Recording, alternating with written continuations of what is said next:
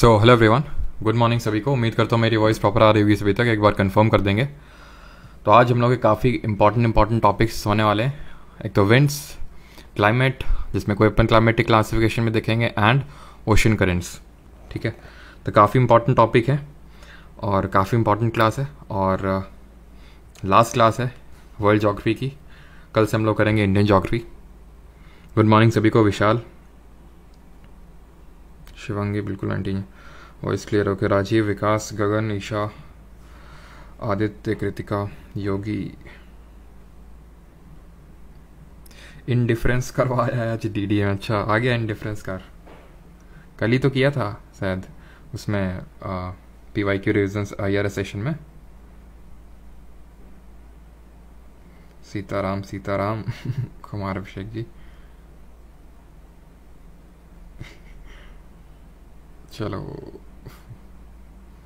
तुझ में और तेरी याद में बस फर्क है इतना। तू और बेटा ये सब यहाँ नहीं करते हैं ना। चलो, तो अभी स्टार्ट करते हैं। सबसे पहले यहाँ पे विंड्स देखेंगे। आज हम पढ़ेंगे क्यों चलती है पवन ऋतिक रोशन बोलते हैं ना, तो आज हम ये देखेंगे। ऋतिक रोशन तो नहीं बता पाया, लेकिन आज हम लोग देखेंगे। ना तो ऋतिक रोशन, ना तो प्रियंका चोपड़ा। आज हम लोग देखेंगे क्यों चलती है पवन। ठीक है, क्यों चलती है पवन। पवन चलती है ड्यू टू प्रेशर डिफरेंस। ठीक है, पवन क्यों चलती है। पवन चलती है दाब के अंतर की वजह से। ठीक है, आज हम लोग पढ़ेंगे ट्रेड विंड्स, लोकल विंड, ये सारी तरह के wind, water easterlies, water westerlies चलती क्यों हैं, सारे रीजंस आप समझेंगे क्यों चक्रवात आता है। ठीक है, तो प्रेशर डिफरेंस की वजह से विंड चलती है। प्रेशर डिफरेंस, जी हाँ दोस्तों, प्रेशर डिफरेंस, दाब का अंतर। दाब का अंतर क्यों होता है। दाब का अंतर इसलिए होता है क्योंकि जो वार्म एयर है उसकी प्रॉपर्टी होती है, जो वार्म एयर होती है उसकी प्रॉपर्टी होती है कि वो राइज करती है। ठीक है, और जो कोल्ड एयर होती है उसकी ये प्रॉपर्टी होती है कि वो सिंक करती है, यानी बैठती है। अगर आपने इस चीज़ को कभी ऑब्जर्व किया हो कि जैसे आप AC चला के कमरे को छोड़ दीजिए, तो सबसे पहले जो आपको ठंडक लगेगी वो नीचे की साइड। अगर ये भी नहीं आपको जैसे रिलेट कर पा रहे हैं तो ऐसे रिलेट करिए कि जैसे AC चालू करके कमरे को आपने खुला छोड़ दिया, फिर आप कमरे से बाहर निकलिए, मतलब बाहर से अगर कोई आएगा तो उसको पैरों में ठंडक लगेगी, ना कि ऊपर की तरफ। क्यों? क्योंकि जो कोल्ड एयर है वो हमेशा सिंक डाउन करती है, सिंक करती है, बैठती है। ठीक, इसी प्रॉपर्टी की वजह से प्रेशर डिफरेंस क्रिएट होता है। कैसे? ये मैंने लिया एक लैंड एरिया, मतलब ये ज़मीन ली मैंने। ठीक है, यहाँ पे मान लेता हूँ कि यहाँ पे बहुत जोर की धूप पड़ रही है। ठीक है, यहाँ पे बहुत जोर की धूप पड़ रही है। धूप पड़ रही तो यहाँ की हवा गर्म होगी, यहाँ की हवा ठंडी होगी। से ठंडी क्यों होगी, बर्फ तो पड़ नहीं रही। अरे भाई, रिलेटिव ठंडा गर्म की बात हो रही है यहाँ पे। ठीक है, रिलेटिव गर्म और रिलेटिव ठंडा। रिलेटिव का मतलब होता है इसके कंपैरिजन में यहाँ पे ठंडा होगा, मतलब ठंडा डजंट मीन कि यहाँ पे बर्फ पड़ रही होगी, इसके कंपैरिजन में ठंडा होगा। तो यहाँ गर्म हवा हो जाएगी। गर्म हवा कैसे? ऊपर उठेगी। ऊपर उठेगी, यहाँ क्या होगा? यहाँ कुछ नहीं होगा, कोई नहीं होगा। गर्म हवा तो ऊपर चली गई, यानी यहाँ पे कोई है ही नहीं प्रेशर लगाने के लिए। यहाँ पे क्या है? रिलेटिव ठंडी हवा है, तो वो नीचे प्रेशर लगा रही, दबा रही है, मतलब दाब बना रही है। That means it is creating high pressure. It is creating high pressure. यहाँ पे हवा उठ रही है, कोई है ही नहीं प्रेशर बनाने के लिए, लो प्रेशर। यानी कि हमने क्या सीखा? हमने ये सीखा कि जहाँ वार्म एयर होता है वहाँ पे लो प्रेशर होता है, जहाँ पे कोल्ड एयर होता है वहाँ पे हाई प्रेशर होता है। एंड जो हमारी विंड है बस अब चलना स्टार्ट कर देगी। क्यों? क्योंकि उसको मिल गया डिफरेंस, प्रेशर का डिफरेंस, और विंड चलती है हाई प्रेशर से लो प्रेशर, तो यहाँ ऐसे ऐसे विंड चलना चालू हो जाएगी। चल गई विंड। तो आज समझ में आया कि क्यों चलती है पवन। चलिए अपनी अर्थ में पवनों को चलाते हैं और यहीं से समझ में आएगा हमें ट्रेड विंड क्या होती हैं। ठीक है, क्या होती हैं? व्यापारी पवनें। ये क्या, कौन सा लैटिट्यूड है जो अर्थ को 2 इक्वल पार्ट में डिवाइड करता है? ये कौन सा लैटिट्यूड है जो इंडिया के एकदम बीचों बीच से जाता है? ये कौन सा लैटिट्यूड है? ये कौन सा लैटिट्यूड है? 20 एकदम ट्रॉपिक ऑफ कैंसर के एकदम ऑपोजिट में। तो ये है tropic of cancer 23.5 degree north, ये है tropic of Capricorn 23.5 degree south, and ये है इक्वेटर दैट इज 0 डिग्री। ठीक, अब मुझे बताइए कहाँ पे लो होगा, कहाँ पे हाई होगा? बताइए। अब यहाँ पे ऑफलाइन में नहीं बैठे तो पूछ नहीं सकते हैं, फिर भी आप बताइए और खुद से ऑनेस्ट रहिएगा कि आपने सही बताया कि गलत। सबने आई होप सही बताया होगा। एंड दैट इज कि सर यहाँ पे लो प्रेशर बनेगा रिलेटिव और यहाँ पे हाई प्रेशर बनेगा, बिकॉज ये इक्वेटर के पास है, यहाँ पे एकदम दबा के चमचमा के गर्मी पड़ती है एज कम्पेयर टू अगर हम ट्रॉपिक्स ले लें तो। बात बिल्कुल सही है, यानी यहाँ पे होगा हाई प्रेशर यहाँ पे होगा हाई प्रेशर, यहाँ होगा रिलेटिव लो प्रेशर, तो भाई पवन चल जाएगी। अब यहाँ पे भी ऐसे हाई प्रेशर होगा, यहाँ पे भी हाई प्रेशर होगा, यहाँ पे भी हाई प्रेशर होगा, अब पवन चल जाएगी। खट खट खट ठक ठक ठक। ठीक है, ऐसे क्या हो गई, ऐसे हमारी क्या चल गई, पवन चल गई। लेकिन हमने सर ऐसे तो नहीं देखा है। अगर किसी ने कभी देखा हो तो इस तरह से तुमने देखा होगा, इस तरह से देखा तुमने, इस तरह से ऐसे मतलब विंड चलती है, किसी ने देखा है? किसी ने यहाँ पे देखा इस चीज़ को कि ऐसे घूम घूम के चलती है, ऐसे ऐसे ऐसे ऐसे? नहीं देखा तो अब देख लो। ये ऐसे चल रही है, ऐसे, ठीक है। ये सीधे सीधे क्या नहीं जा रही वहाँ पे, ये भाई सीधे सीधे क्या नहीं जा रही है, क्यों सीधे क्यों नहीं चल रही हो? तो सीधे इसलिए नहीं चल रही है बिकॉज यहाँ पे एक फोर्स रोल में आ जाता है, and that force is which force? आप में से काफ़ी लोगों ने सही गेस किया, वो फोर्स है हमारा कोई और नहीं, कॉरियोलिस फोर्स। कॉरियोलिस जी ने दिया था इस फोर्स के बारे में पहले पढ़ चुके हैं कि ये किसकी वजह से ओरिजिनेट होता है, due to rotation of earth. इसकी प्रॉपर्टी ये होती है कि नदर्न हेमिस्फीयर में चीज़ों को राइट की ओर डिफ्लेक्ट कर देता है, सदर्न हेमिस्फीयर में चीज़ों को लेफ्ट की ओर डिफ्लेक्ट कर देता है। तो अब मुझे बताइए कि इस विंड का डिफ्लेक्शन ऐसे होगा। अब कुछ बोलेंगे सर राइट तो ये होता है, अरे विंड का राइट, विंड का राइट यही होगा ना जो यहाँ पे मैं ऐसे बना रहा हूँ। जैसे ये है कोई मान लो पर्सन, तो उसका राइट ये होगा ना, ये, तो ऐसे विंड जो है मूव करेगी। कैसे? ऐसे मूव करेगी। इसके लिए राइट क्या होगा? ठीक है, तो इस तरह से विंड हमारी मूव करेगी। ठीक है, और ये जो हाई प्रेशर से लो प्रेशर यानी जो ट्रॉपिक ऑफ कैप्रिकॉर्न से जो ऊपर आ रही है, इसके लिए किस तरह से होगा? इसके लिए कुछ इस तरह से होगा, इसके लिए कुछ इस तरह से होगा। तो क्या मैं इसको ऐसे बना सकता हूँ? अभी इसको मैं हटा दूं सबको, इसको मैं हटा दूं सबको, और क्या अब मैं विंड्स को ऐसे बना दूं? किसी को कोई दिक्कत तो नहीं होगी? कैसे? ठीक, और यहां पे किस तरह से मूव की थी? ऐसे, सॉरी, इस तरह से मूव करेंगी क्योंकि ये ईस्टर्लीज कहलाएंगी आपकी, ऐसे करके। ठीक है,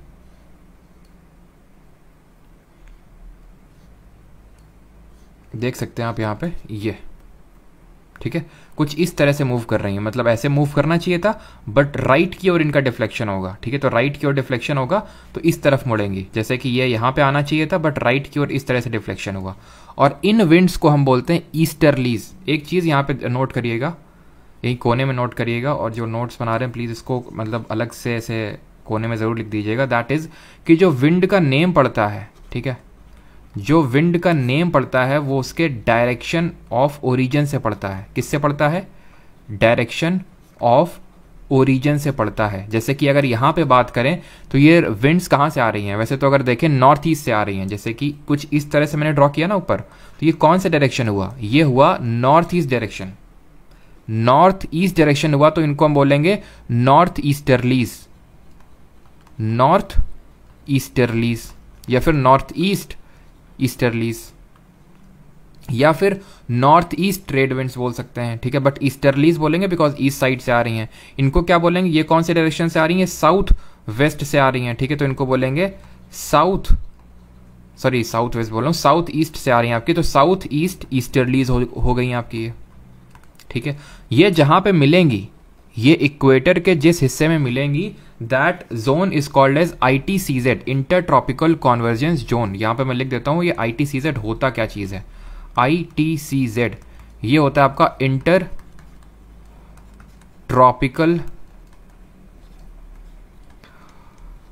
कॉन्वर्जेंस जोन, हिंदी में बोलते हैं अंतर उष्ण कटिबंधीय अभिसरण क्षेत्र। अंतर उष्ण कटिबंधीय अभिसरण क्षेत्र, ये वो क्षेत्र है जहां पे नॉर्थ ईस्टर्लीज साउथ ईस्टर्लीज से मिलती हैं, ये वो जोन है। ये देखिए, अब सिंपल सी बात ये है कि अगर मैं ये बोलूं कि इक्वेटर के आसपास मिलेगा, बात बिल्कुल सही, लेकिन बोलूं इक्वेटर पे ही मिलेंगी हमेशा all through out the year, ये बात गलत है। क्यों? क्योंकि जो हमारा सन है वो मूवमेंट करता रहता है from tropic of cancer to tropic of Capricorn. तो कभी जब वो उसका नॉर्थवर्ड शिफ्टिंग होगा तो ITCZ जो है वो नॉर्थवर्ड शिफ्ट हो जाएगा गर्मियों के टाइम पे। ऐसा आपसे क्वेश्चन बन सकता है कि गर्मियों के टाइम पे जैसे जून जुलाई के टाइम पे नॉर्थ जो ITCZ है वो कहाँ देखने को मिलेगा, तो ट्रॉपिक ऑफ कैंसर के पास देखने को मिलेगा, बिकॉज ये पूरा सब सिस्टम ऊपर उठ जाएगा इस तरह से। कैसे? जैसे इक्वेटर है, ये ट्रॉपिक ऑफ कैंसर है, ट्रॉपिक ऑफ कैप्रिकॉन। तो अभी अगर हम बात करें तो सन क्योंकि ऊपर है तो लो प्रेशर वहां पे ज्यादा है, तो अब हाई से लो कुछ इस तरह से यहाँ पे इस तरह से आपको देखने को मिलेगा। तो ITCZ ऐसे ध्यान रखिएगा, अगर नहीं समझ में आ रहा है कि गर्मियों के टाइम पे थोड़ा सा ऊपर शिफ्ट हो जाएगा और सर्दियों के टाइम पे थोड़ा ट्रॉपिक ऑफ कैप्रिकॉन की तरफ शिफ्ट हो जाएगा। ठीक है, ये आपको समझ में आ गई ईस्टर्लीज। ऐसे ही अब हम यहाँ पे आते हैं पोल्स के पास। ये क्या है?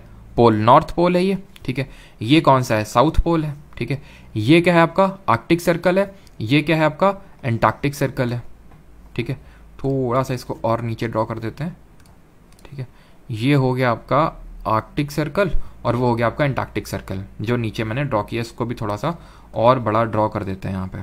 ठीक है, ये हो गया आपका एंटार्क्टिक सर्कल। अब यहाँ पे बताइए, यहाँ पे हाई प्रेशर होगा। ठीक है, बहुत ज़्यादा, क्योंकि यहाँ पे बहुत ज़्यादा ठंडी कंडीशंस होंगी, इसमें तो किसी कोई दिक्कत नहीं। तो हाई से लो कुछ इस तरह से चलना चाहिए विंड को, हाई से लो कुछ इस तरह विंड को चलना चाहिए। बट चलेंगी कैसे?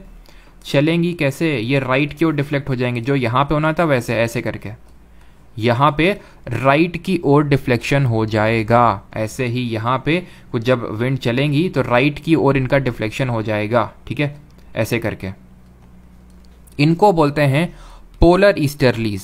इनको बोलते हैं पोलर ईस्टर्लीज। ईस्टर्लीज ये भी हैं जो ट्रॉपिक्स के पास में चल रही हैं, ईस्टर्लीज ये भी हैं जो पोल्स के पास में चल रही हैं। इनको बोलते हैं ट्रॉपिकल ईस्टर्लीज जो ट्रॉपिक्स के पास हैं, और इनको बोलते हैं पोलर ईस्टर्लीज। क्लियर है यहाँ तक? पहले ये बताइए कि सबको यहाँ तक क्लियर है कि नहीं, किसी कोई डाउट तो नहीं है?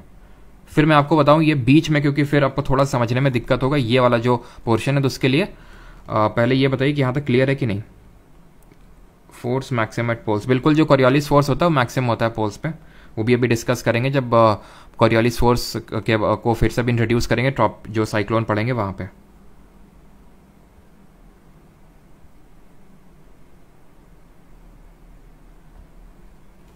ठीक है, क्लियर है यहां तक? ओके, अब यहां पे समझिए हेडली और फेरल सेल को, कि हेडली सेल, फेरल सेल और पोलर सेल होती क्या है। क्यों ये मुझे आपको बताना पड़ेगा, बिकॉज यहाँ पे मूवमेंट आपको बताना पड़ेगा कि किस तरह से नदर्न हेमिस्फीयर में राइट की तरफ डिफ्लेक्ट हुई, सदर्न हेमिस्फीयर में लेफ्ट की तरफ डिफ्लेक्ट हुई, और किस तरह से ईस्टर्लीज। ये तो आपको समझ में आ गया ना, यहाँ तक सबको समझ में आ गया कि भाई यहाँ पे हाई प्रेशर रिलेटिव, यहाँ पे रिलेटिव लो प्रेशर, तो यहाँ पे नदर्न हेमिस्फीयर में राइट की ओर डिफ्लेक्ट हुई, सदर्न हेमिस्फीयर में लेफ्ट की ओर डिफ्लेक्ट हुई। इस तरह से आपको चीज़ें समझ में आ गई। अब यहाँ पे आते हैं कि जब मैं आपको ये बताऊंगा कि यहाँ पे वेस्टर्लीज ब्लो होती हैं, वेस्टर्लीज कुछ इस तरह से ब्लो होती हैं वेस्टर्न साइड में। ठीक है, और यहाँ पे किस तरह से ब्लो होंगी, यहाँ पे भी आपकी कुछ इस तरह से ब्लो होंगी। अब रीजन क्या है कि यहाँ पे किसको लो बोलेंगे और किसको हाई बोलेंगे, होता क्या है, आप ध्यान से समझिए। इसको यहाँ पे मैं इरेज कर देता हूँ। ठीक है, ये चीज़ आपको समझ में आ गई कि ईस्टर्लीज किस तरह से बनी है आपकी। ठीक है, अब यहाँ से ध्यान से देखिए कि होता क्या है कि जो इक्वेटर के पास में आपकी वार्म एयर जो है वो राइज करती है, वार्म एयर राइज करती है, ट्रोपोपॉज तक जाती है। ठीक है, ट्रोपोपॉज कल हम लोगों ने पढ़ा था क्या है, तो जब राइज करेगी ट्रोपोपॉज के ऊपर तो जा नहीं पाएगी वो। ठीक है, ट्रोपोपॉज तक जब वो ऊपर चलेगी तो क्या होगा, विंड ठंडी हो जाएगी, और ठंडी हो जाएगी तो जो कोल्ड एयर है वो सिंक डाउन कर जाएगी यहाँ पे। ठीक, वैसे यहाँ पे क्या होगा, पोल्स के पास से ठंडी हवा चलना चालू होगी, और ठंडी हवा की प्रॉपर्टी ये होती है कि वो सिंक डाउन करते नीचे चलती है।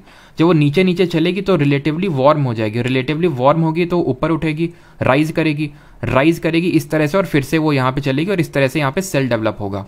अब यहाँ पे हुआ क्या, एक चीज देखिए, यहाँ पे वार्म एयर हो गई, जो एयर है वो वार्म हो गई और वो सिंक डाउन करी, सॉरी यहाँ पे एयर कोल्ड हो गई, वो सिंक डाउन करी, तो यहाँ पे रिलेटिव हाई प्रेशर बनेगा। यहाँ पे एयर गर्म हो गई और राइज करी, यहाँ पे रिलेटिव लो प्रेशर बनेगा। तो अब यहाँ पे जो विंड चलेगी वो कुछ इस तरह से चलेगी, यहाँ पे विंड कुछ इस तरह से चलेगी, बट अब ये राइट की ओर डिफ्लेक्ट हो जाएगी ड्यू टू कॉरियोलिस फोर्स। अब इसका राइट ये होगा, सेम यहाँ पे भी होता है कि यहाँ पे आपकी इक्वेटर पे एयर राइज करेगी, ऊपर चलेगी, ट्रॉपिक ऑफ कैप्रिकॉन के पास जाके ये सिंक डाउन कर जाएगी। क्यों? क्योंकि अभी ठंडी हो गई, तो यहाँ पे रिलेटिव क्या बन गया, हाई प्रेशर बन गया। ऐसे ही यहाँ से क्या हुआ, पोल्स से आई ठंडी हवा, नीचे नीचे चली और ऊपर होके वो गर्म हो गई। मतलब नीचे नीचे जब चलेगी तो रब करेगी और उसकी वजह से वो गर्म हो जाएगी। जिस गर्म हो जाएगी तो ऊपर उठेगी, ऊपर उठेगी तो यहाँ रिलेटिव लो प्रेशर बनेगा। अगेन विंड यहाँ पे ऐसे चलनी चाहिए, but due to Coriolis force ये लेफ्ट की ओर डिफ्लेक्ट हो जाएगी। अब इसका लेफ्ट क्या होगा, अब ध्यान से समझिए, इसका राइट ये होगा, इसका लेफ्ट ये होगा। समझ रहे हैं आप, इसका लेफ्ट कुछ इस तरह से होगा, इसका लेफ्ट कुछ इस तरह से होगा। तो यहाँ पे क्या मैं इसको ऐसे ड्रॉ कर सकता हूँ, इसको क्या मैं ऐसे ड्रॉ कर सकता हूँ, यहाँ पे ऐसे इस तरह से, ठीक है। और इसको जो नॉर्दर्न हेमिस्फीयर में है विंड, इसको मैं कुछ इस तरह से ड्रॉ कर सकता हूँ, यहाँ से कुछ ये डायरेक्शन होगा विंड का। अब यहाँ पे एक चीज़ को आप देखिए कि ये कौन सा डायरेक्शन है, ये वेस्ट डायरेक्शन से विंड का डायरेक्शन ऑफ ओरिजिन है। तो दैट इज़ वाई इनको हम बोलेंगे वेस्टर्लीज, ठीक है। इनको हम क्या बोलेंगे, वेस्टर्लीज, ठीक। और ये जो सेल्स डेवलप होती हैं, ये जो आपने सेल देखी, ये सेल देखी, ठीक है, ऐसे यहाँ पे एक सेल डेवलप होती है जिसको मैकेनिकल सेल बोलते हैं। और ये सेल, इनके नाम होते हैं, इनको बोलते हैं हेडली सेल, ठीक है। ये है आपकी हेडली सेल, या फिर आप एक ही उसमें कंसिडर कर सकते हैं, जैसे कि नदर हेमिस्फीयर में मैं लिख देता हूँ, सेम आपका सदर्न हेमिस्फीयर के लिए भी जाएगा। ये है आपकी हेडली सेल, ठीक है। ये है आपकी फेरल सेल, ठीक है। और ये है आपकी polar cell. Hadley cell, Ferrel cell और पोलर सेल। तो आप सेल भी समझ गए और विंड क्यों ब्लो करी वो भी आप समझ गए। अब यहाँ पे मैं विंड लिख देता हूँ कि कहाँ से कहाँ पे ब्लो करती हैं। तो ईस्टर्लीज की पहले बात कर लेते हैं, ठीक है। ईस्टर्लीज की पहले बात कर लेते हैं। तो ईस्टर्लीज हमने देखा, पहले तो ट्रेड विंड, ऐसे मैं आपको समराइज कर देता हूँ, एक सेकंड रुको। पहले ये बताओ कि यहाँ तक सभी को समझ आ गया ना, हेडली सेल, फेरल सेल और पोलर सेल। ये तो उसी चीज़ का डायग्राम है जो यहाँ पे मैंने सारी चीज़ें बताई। तो यहाँ पे मैं चीज़ें समराइज कर देता हूँ कि सबसे पहले हमने पढ़ा ट्रेड विंड्स के बारे में, ठीक है। ट्रेड विंड क्यों बोलते हैं, क्योंकि इनसे ट्रेड किया जाता था पहले, इनके सारे, इनको व्यापारिक पवनें बोलते हैं, व्यापार किया जाता था। और इन्हीं को हम परमानेंट विंड्स भी बोलते हैं, बिकॉज ये परमानेंटली ब्लो करती हैं, ठीक है। इनको हम परमानेंट विंड्स के नाम से भी जानते हैं, बिकॉज ये परमानेंटली हमारे ग्लोब में ब्लो करती थी। इनको हम दो कैटेगरी में डिवाइड कर सकते हैं, एक को बोल सकते हैं ईस्टर्लीज, ठीक है, ईस्टर्लीज, और दूसरों को बोल सकते हैं वेस्टर्लीज, ठीक है। Easterlies and westerlies. ईस्टर्लीज जो ईस्ट डायरेक्शन से चल रही हैं और वेस्टर्लीज जो वेस्ट डायरेक्शन से चल रही हैं। ईस्टर्लीज को हम दो कैटेगरी में डिवाइड कर सकते हैं, एक तो ट्रॉपिकल वाली ईस्टर्लीज और दूसरी जो पोलर ईस्टर्लीज हैं। और वेस्टर्लीज तो हमारी एक ही हैं, ठीक है। आप यहाँ पे देखिए, अगर हम ईस्टर्लीज देखें तो यहाँ पे भी ईस्टर्लीज है, यहाँ पे भी ईस्टर्लीज है, बट वेस्टर्लीज तो एक ही जगह है ना। और इसको हम बोलते हैं इक्वेटोरियल लो प्रेशर, इसको बोलते हैं सब ट्रॉपिकल हाई प्रेशर, इसको बोलते हैं सब पोलर लो प्रेशर, और इसको बोलते हैं पोलर हाई। मैं फिर से यहाँ पे लिख देता हूँ, अगर थोड़ा सा क्वेश्चन टफ बनेगा तो इस तरह से बन सकता है कि कहाँ से कहाँ ब्लो करती हैं। वैसे तो इतना टफ क्वेश्चन मैंने देखा नहीं अभी एसएससी में, लेकिन अगर बन जाता तो फिर मैं आपको बताता हूँ। इसको बोलते हैं इक्वेटोरियल लो, ये लो प्रेशर है। ये क्या है आपका, ये सब ट्रॉपिकल हाई हुआ। क्यों हाई था ये, बिकॉज यहाँ पे ऐसे विंड ऊपर ऊपर जा जाके यहाँ पे विंड जो है वो सिंक डाउन करी थी। इसको बोलते हैं यहाँ पे सब पोलार लो, और इसको बोलते हैं पोलार हाई, ठीक है। तो उस हिसाब से आप देख सकते हैं, यहाँ पे मैं लिख नहीं रहा हूँ, ठीक है, नहीं तो ज़्यादा डीप हो जाएगा आपके लिए, कि जो हमारी सब ये ईस्टर्लीज हैं, ठीक है, ट्रॉपिकल ईस्टर्लीज, तो वो कहाँ से कहाँ ब्लो कर रही हैं। अगर हम देखें तो यहाँ से यहाँ ब्लो कर रही हैं, सब ट्रॉपिकल हाई से इक्वेटोरियल लो, ठीक है। और ये जहाँ पे कॉन्वर्ज होती हैं दोनों, that is zone is called as ITCZ। और ITCZ ही यहीं पे आपको देखने को मिलता है डोल्ड्रम। ये जो इक्वेटर के पास का एरिया होता है, इसी को हम बोलते हैं डोल्ड्रम। डोल्ड्रम वो इलाका होता है जहाँ पे विंड रिलेटिवली शांत होती है, कॉरियोलिस फोर्स 0 होता है यहाँ पे, ठीक है। विंड्स रिलेटिवली, ठीक है, विंड्स रिलेटिवली काम होती हैं इस एरिया में, ठीक है, उसको बोलते हैं डोल्ड्रम। ऐसे ही आपके कुछ लैटिट्यूड होते हैं जिनको बोलते हैं हॉर्स लैटिट्यूड्स, ठीक है। अश्व अक्षांश इनको हिंदी में बोलते हैं, हॉर्स लैटिट्यूड्स। ये आपको देखने को मिलते हैं 30 degree north and 30 degree south के अराउंड पे, इनको बोलते हैं अश्व अक्षांश। अब इसके भी पीछे की बहुत कहानी है, ठीक है। और ये कोई मतलब ऐसा कहानी आपको पता होने की ज़रूरत नहीं है कि भाई पहले लोग ट्रेड करते थे हॉर्सेस का। तो होता क्या था कि जब ये यहाँ पे आते थे 30 डिग्री नॉर्थ और 30 डिग्री साउथ के अराउंड, तो यहाँ पे विंड क्या होता था, ना तो बादल बनते थे, ना तो विंड वगैरह चलती थी, तो ये लोग स्टक हो जाते थे शिप लेके। जब स्टक हो जाते थे तो इतना ज़्यादा वेट होता था शिप का कि लोग हॉर्स को पानी में गिरा देते थे ताकि एटलीस्ट शिप थोड़ी तो मूव करे, जैसे जिसकी वजह से इनकी जान थोड़ी सी बच सके।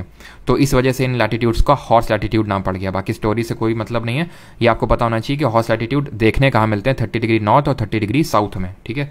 और ये जो था आपका हेडली सेल और फेरल सेल और पोलर सेल, आई होप ये भी आप समझ गए होंगे। ये जो सेल बनती है इनको हेडली सेल, फेरल सेल और पोलर सेल के नाम से जाना जाता है। ये हो जाएंगे आपके हॉर्स लैटिट्यूड और ये हो जाएगा आपका इंटर ट्रॉपिकल कॉन्वर्जेंस जोन, जहाँ पे आपकी ये नॉर्थ ईस्टर्लीज और जो साउथ ईस्टर्लीज हैं वो मीट कर रही हैं, और ये हैं आपकी वेस्टर्लीज, ये ठीक है, बिकॉज ये वेस्ट डायरेक्शन से चल रही हैं। यहाँ तक सभी को क्लियर।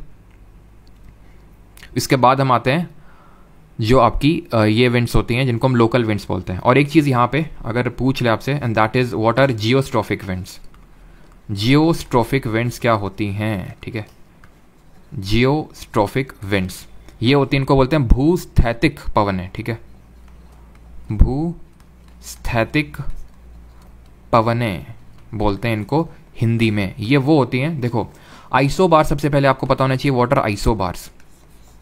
आइसोबार होते हैं वो पॉइंट्स जो वो लाइन होती है जो उन पॉइंट्स को कनेक्ट कर रही है जिनका सेम प्रेशर है। पॉइंट्स और लाइन connecting the points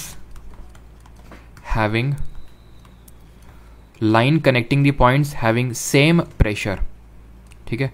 जैसे कि अगर हम बात करें तो फॉर एग्जांपल हम ले लेते हैं ये पॉइंट, ये पॉइंट, ये पॉइंट, ये पॉइंट, ये पॉइंट, तो इनका मान लो कि सेम वो है, ठीक है, सेम प्रेशर है, तो इस लाइन को आइसोबार बोलेंगे, ठीक है। यूजुअली जो हमारी हवाएं चलती हैं वो परपेंडिकुलर टू आइसोबार चलती हैं। जैसे कि अगर ये आइसोबार है, ये आइसोबार है, तो विंड क्यों चलती है हाई प्रेशर से लो प्रेशर, तो ये वो पॉइंट होंगे जहाँ पे एक सेम टाइप का प्रेशर होगा, ये वो पॉइंट होंगे जहाँ पे एक सेम टाइप का प्रेशर होगा, तो विंड हमेशा ऐसी परपेंडिकुलर टू आइसोबार चलती है। लेकिन होता क्या है, पोल्स में जैसे थोड़ा आप हायर लैटिट्यूड में जाओ तो वहाँ पे कॉरियोलिस फोर्स बढ़ जाता है, ठीक है। ये चीज़ आपको मैंने बताई होगी कि कॉरियोलिस फोर्स पोल्स पे मैक्सिमम होता है और इक्वेटर पे जीरो होता है। इक्वेटर पे जीरो होता है कॉरियोलिस फोर्स और पोल्स पे मैक्सिमम होता है। तो जब आप हायर लैटिट्यूड पे जाओगे तो उसकी वजह से होगा ये कि विंड जो है बहुत ज़्यादा घूमने लगेगी, इतनी ज़्यादा घूमेगी और उसको फ्रिक्शन अगर मिलेगा नहीं तो वो पैरेलल टू आइसोबार ब्लो करने लगेगी। आप यहाँ पे देखिए वो पैरेलली ब्लो करने लगेगी आइसोबार से। तो जियोस्ट्रोफिक विंड वही होते हैं that blow parallel to isobar, ठीक है, that blow parallel to isobars, ठीक है, उनको बोलते हैं जियोस्ट्रोफिक विंड। ये वो विंड्स थी जो अभी हमने पढ़ा, ट्रेड विंड इनको बोलते हैं। फिर परमानेंट विंड बोलते हैं जो पूरे ग्लोब में all through out the year आपको देखने को मिलती हैं, all through out the year. But जो एक सिर्फ लोकल एरिया में ब्लो हो रही हैं उनको हम बोलते हैं लोकल विंड्स। जैसे कि यहाँ पे आप अपने फिगर में देख पा रहे हैं अपनी स्क्रीन पे कि यहाँ पे हमारी लोकल विंड्स दी हुई हैं। अब लोकल विंड्स जो है इनको हम दो कैटेगरी में कैटेगराइज कर सकते हैं। लोकल विंड्स को हम दो कैटेगरी में कैटेगराइज कर सकते हैं, एक तो वार्म विंड्स और दूसरी cold winds. Warm local winds और दूसरी कोल्ड लोकल विंड्स। अब यहाँ पे क्वेश्चन इस तरह से पूछता है दो तरह से कि ये कहाँ पे ब्लो होती है और किस तरह के विंड है, वार्म है कि कोल्ड है। और कभी कभी पूछ लेता है उसकी प्रॉपर्टी, जैसे फॉर एग्जांपल किसको डॉक्टर विंड के नाम से जाना जाता है, इस तरह से। तो अभी हम सबसे पहले देखते हैं कौन सी वार्म है और कौन सी कोल्ड है और किस तरह के क्वेश्चन यहाँ पे बनेंगे। तो यहाँ पे आप देखिए ये अफ्रीका है। अफ्रीका में सारी विंड आपको हॉट देखने को या फिर वार्म विंड्स देखने को मिलेंगी। क्यों? क्योंकि अफ्रीका रिलेटिवली वार्म है। तो सिरोक्को हो गई, खमसिन हो गई और यहाँ पे हरमट्टन, तीन विंड आपको याद रखनी, सिरोक्को, खमसिन और हरमट्टन। ये तीनों विंड आपकी वार्म विंड है या फिर हॉट विंड आप बोल सकते हो। क्लियर है? ये जो आपकी हरमट्टन है इसको हम डॉक्टर विंड के नाम से भी जानते हैं, बिकॉज यहाँ पे कंट्री पड़ती है घाना, ठीक है, ठीक है, सॉरी गिनिया करके पड़ती है यहाँ पे country, Guinea not Ghana, Guinea, इसको बोलते हैं गिनिया कोस्ट, ठीक है। यहाँ पे ये होता है कि जब ये पवन चलती है, जब विंड चलती है तो थोड़ा सा यहाँ पे राहत देती है लोगों को, तो इस वजह से इसको डॉक्टर विंड के नाम से जानते हैं, ठीक है। थोड़ा सा हेल्थ बेनिफिट्स देती है इस वजह से। ये जो सिरोक्को विंड है ये सहारा डेजर्ट आप जानते होंगे, यहाँ पे सहारा डेजर्ट है, यहाँ से चलना स्टार्ट होती है और मेडिटेरेनियन सी को क्रॉस करके यहाँ पे जाती है सदर्न पार्ट ऑफ यूरोप में, ठीक है। और ये जो रेनफॉल करती है थोड़ी सी ब्लड रेन टाइप होती है, ब्लड रेन टाइप होती है, लाल लाल कलर की होती है, इस वजह से बोलते हैं कौन सी विंड ब्लड रेन करती है, तो सिरोक्को।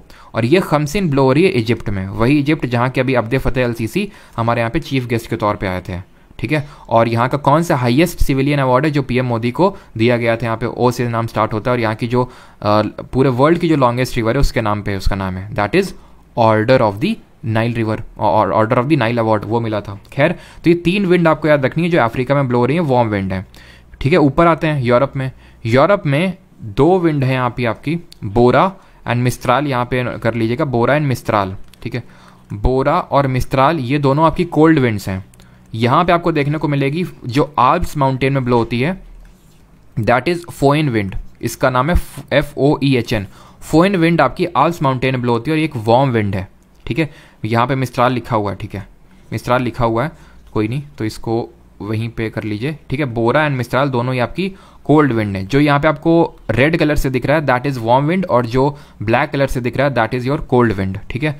तो बोरा मिस्ट्राल याद करना है, फोन याद करना है। फोन आपकी आल्प्स माउंटेन से ब्लो होती है। इंडिया में कौन सी है? इंडिया में लू है एक लोकल विंड, ठीक है। फिर आते हैं यहाँ पे अमेरिका में, नॉर्थ अमेरिका में। तो नॉर्थ अमेरिका में चिनूक और सैंटा आना, ठीक है। ये दोनों आपकी कैसी हैं? वार्म विंड्स हैं, ये दोनों हैं वार्म। ऐसे याद रखिए कि भाई सैंटा कहाँ पे आता है? सैंटा आता है भाई जहाँ पे थोड़ा सा अमीर देश वगैरह में, ठीक है।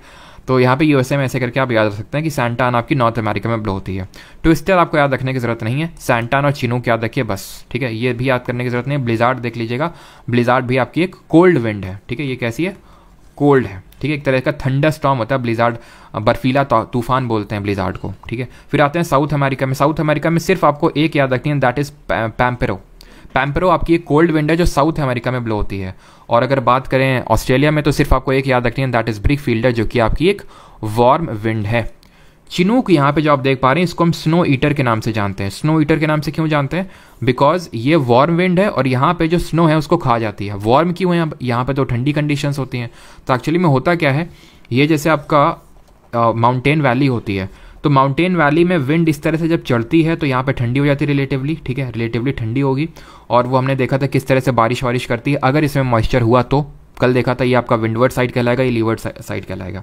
ये विंड जो चढ़ती है उसको हम बोलते हैं एनाबैटिक विंड, ठीक है, एनाबैटिक विंड बोलते हैं। और ये जो विंड डाउन दी वैली उतरती है that is called as katabatic wind, ठीक है, कैटाबैटिक। तो एक्चुअल में जो चिनूक है ये कैटाबैटिक है, जब नीचे उतरती है तो वार्म हो जाती है रिलेटिवली, और जब वार्म हो जाती है तो ये स्नो जो होती है उसको पिघला देती है। That is why it is called as snow eater के नाम से जाना जाता है इसको, ठीक है। ये हमारी है लोकल विंड जो हमने देखा कि कौन सी वार्म है कौन सी कोल्ड है। अब यहाँ पे देखते हैं हम एक और local wind and that is land breeze and sea breeze. क्या होता है land breeze and sea breeze? देखो होता क्या है, यहाँ पे मैं बता देता हूँ, एक सेकंड रुको, चलो।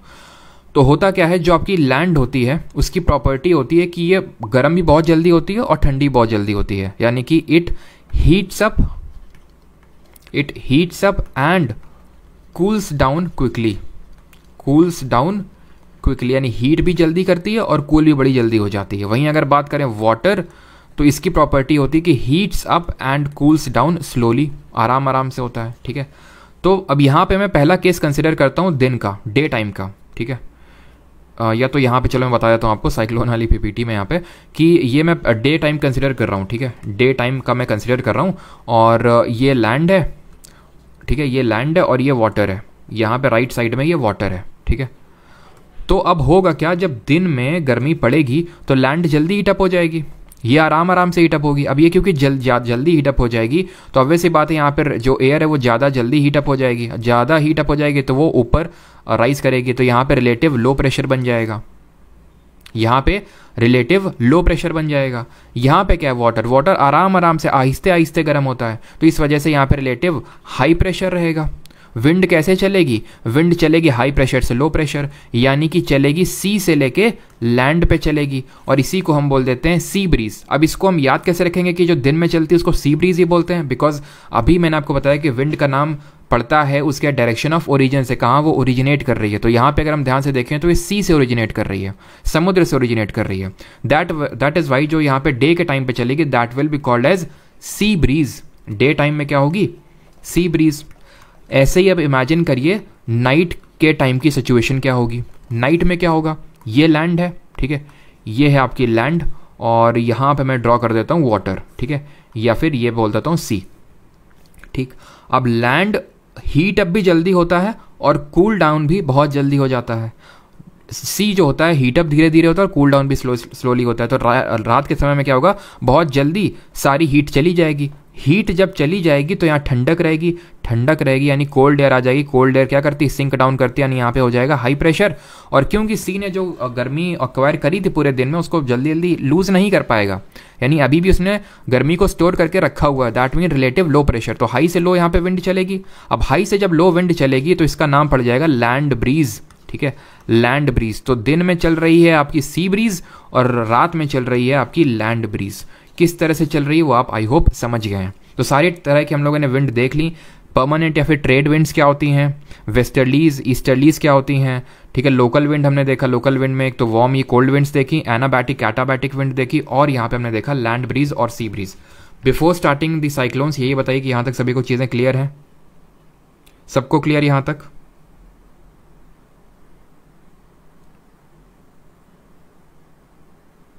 सर ईस्टर्लीज पोलर में डायरेक्शन क्या, पोलर में क्या डायरेक्शन गलत है, पोलर में क्या है, पोलर में ऐसे ही होगा। अच्छा यहाँ पे साउथ में हो, अच्छा अच्छा एक सेकेंड, मिट क्यों नहीं रहा है। तो ये ईस्टर्लीज हैं, इस तरह से चलेंगी, ठीक है, बिकॉज सदर्न हेमिस्फीयर है ना, तो सदर्न हेमिस्फीयर में लेफ्ट की ओर डिफ्लेक्ट होंगी, ना कि राइट की ओर, ठीक है। सदर्न हेमिस्फीयर है ये, आई थिंक मैंने यहाँ पर राइट की ओर ड्रॉ कर दिया था। तो इस तरह से चलेंगे विंड हाई से लो, बिकॉज ये सदर्न हेमिस्फीयर में, तो कॉरियोलिस फोर्स की वजह से लेफ्ट की ओर डिफ्लेक्ट होंगी इस तरह से, ठीक है। तो लेफ्ट की ओर डिफ्लेक्ट होंगी, तो ये इस तरह से बनेगा। और कुछ सर साउथ पोल पे बता दीजिए क्या चीज़, ये पहले से पढ़ रखे हैं, अच्छा पहले से पढ़ रखे हो।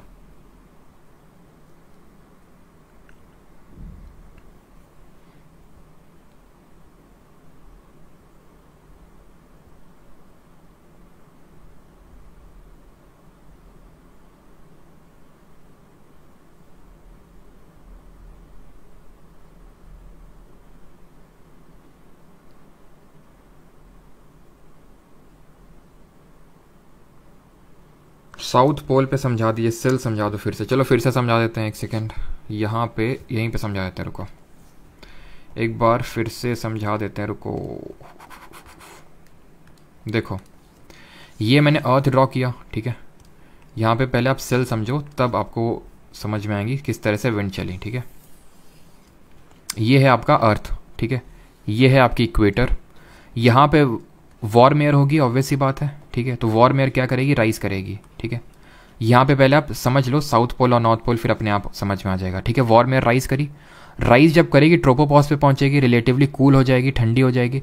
जब ठंडी हो जाएगी तो ये सिंक डाउन कर जाएगी, कहाँ पे, ट्रॉपिक्स के पास में सिंक डाउन कर जाएगी। ऐसे पोल्स से क्या होगा, बहुत ठंडी हवा होगी, ठंडी हवा आपकी नीचे नीचे चलेगी क्योंकि वो सिंक डाउन करती है, ऊपर राइज नहीं करेगी, लेकिन नीचे चलते चलते चलते चलते वो गर्म हो जाएगी और ऊपर उठना चालू हो जाएगी जैसे ही गर्म होगी। और ये इस तरह से यहाँ पे पोलर सेल बन गया, ये हेडली सेल बन गया, ये पोलर सेल बन गया। यहाँ पे फिर क्या होगा, यहाँ पे क्योंकि हम कैसे डिटरमाइन करें कहाँ पे हाई कहाँ पे लो, तो यहाँ पे क्योंकि जो विंड है वो सिंक डाउन करी है तो ये आपका हाई प्रेशर हो गया। यहाँ पे क्योंकि जो एयर है वो वार्म एयर है वो राइज करी है तो लो प्रेशर हो जाएगा। यहाँ से विंड कुछ इस तरह से चलेगी, हाई प्रेशर से लो प्रेशर की तरफ, ठीक है, हाई से लो, ठीक है। तो यहाँ पे अब ध्यान से समझिए किस तरह से विंड चली। यहाँ पे था हाई प्रेशर, ठीक है, ऐसे यहाँ पे भी होगा हाई प्रेशर रिलेटिव, तो हाई प्रेशर से लो प्रेशर विंड चलेगी, ऐसे चलनी चाहिए थी। बट हमें पता है कि कॉरियोलिस फोर्स चीज़ों को राइट की ओर डिफ्लेक्ट कर देता है नदर्न हेमिस्फीयर में, तो राइट की ओर डिफ्लेक्ट हो गई। अब ऐसे ही सदर्न हेमिस्फीयर में इस तरह से चलनी चाहिए थी, हाई प्रेशर से लो प्रेशर, हाई प्रेशर से लो प्रेशर। लेकिन क्या हुआ कि जो हमारा कॉरियोलिस फोर्स है वो चीज़ों को राइट की ओर डिफ्लेक्ट करता है नदर्न हेमिस्फीयर में और चीज़ों को लेफ्ट की ओर डिफ्लेक्ट करेगा सदर्न हेमिस्फीयर में। अब क्योंकि हम बात करें सदर्न हेमिस्फीयर के दक्षिणी गोलार्ध की, तो ये विंड कुछ इस तरह से अभी डिफ्लेक्ट कर जाएगी, ठीक है, कुछ इस तरह से डिफ्लेक्ट कर जाएगी आपकी। तो ये विंड का जो डायरेक्शन है, अब इसको क्या मैं इस तरह से नहीं ड्रॉ कर सकता हूँ, यहाँ पे मैं इसको ऐसे ड्रॉ कर दूँ, ऐसे, ठीक है, और यहाँ पे सदर्न हेमिस्फीयर में मैं इसको ऐसे ड्रॉ कर देता हूँ, एक सेकेंड, इसको मैंने ऐसे ड्रॉ कर दिया। ये क्या कहलाई, ये कहलाई आपकी नॉर्थ ईस्टर्लीज और ये कहलाई आपकी साउथ ईस्टर्लीज।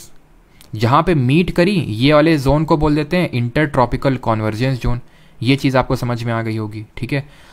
इतनी चीज़ अगर आपको समझ में आ गई है तो इतना काफ़ी नहीं है, बिकॉज वेस्टर्लीज भी आपको समझना होगा। अब यहाँ पे जो मैंने हेडली सेल फेरल सेल बताया वो आपको ये चीज़ बताने के लिए बताया कि यहाँ पे बना रिलेटिव हाई प्रेशर, यहाँ पे बना रिलेटिव लो प्रेशर, तो हाई से लो यहाँ पे विंड चलेंगी इस तरह से, ठीक है। यहाँ पे भी इस तरह से हाई से लो विंड चलेंगी आपकी, राइट की ओर डिफ्लेक्ट होंगी इन दी नदर्न हेमिस्फीयर इस तरह से, लेफ्ट की ओर डिफ्लेक्ट होंगी कुछ इस तरह से। कैसे, अब ये इस तरह से है तो इसका राइट क्या होगा, इसका राइट ये होगा, लेफ्ट ये होगा, ठीक है। तो इस तरह से यहाँ पे डिफ्लेक्ट होंगी क्योंकि ये वेस्टर्न साइड से चल रही हैं, ऐसे ऐसे चल रही हैं, ठीक है। तो इनको बोलेंगे वेस्टर्लीज, इनको क्या बोलते हैं, वेस्टर्लीज, ठीक है। पोलर ईस्टर्लीज और ये पोलर ईस्टर्लीज आप भूल जाइए, सिंपल बस इतना याद रखिए, ये ईस्टर्लीज हैं और ये जो आपके मिड लैटिट्यूडनल एरियाज में जो चलती हैं that are called as westerlies. ठीक है, क्लियर है यहाँ तक? अब समझ में आया कि नहीं आया? सदर्न हेमिस्फीयर वाला जो पूछ रहे थे कुछ लोग।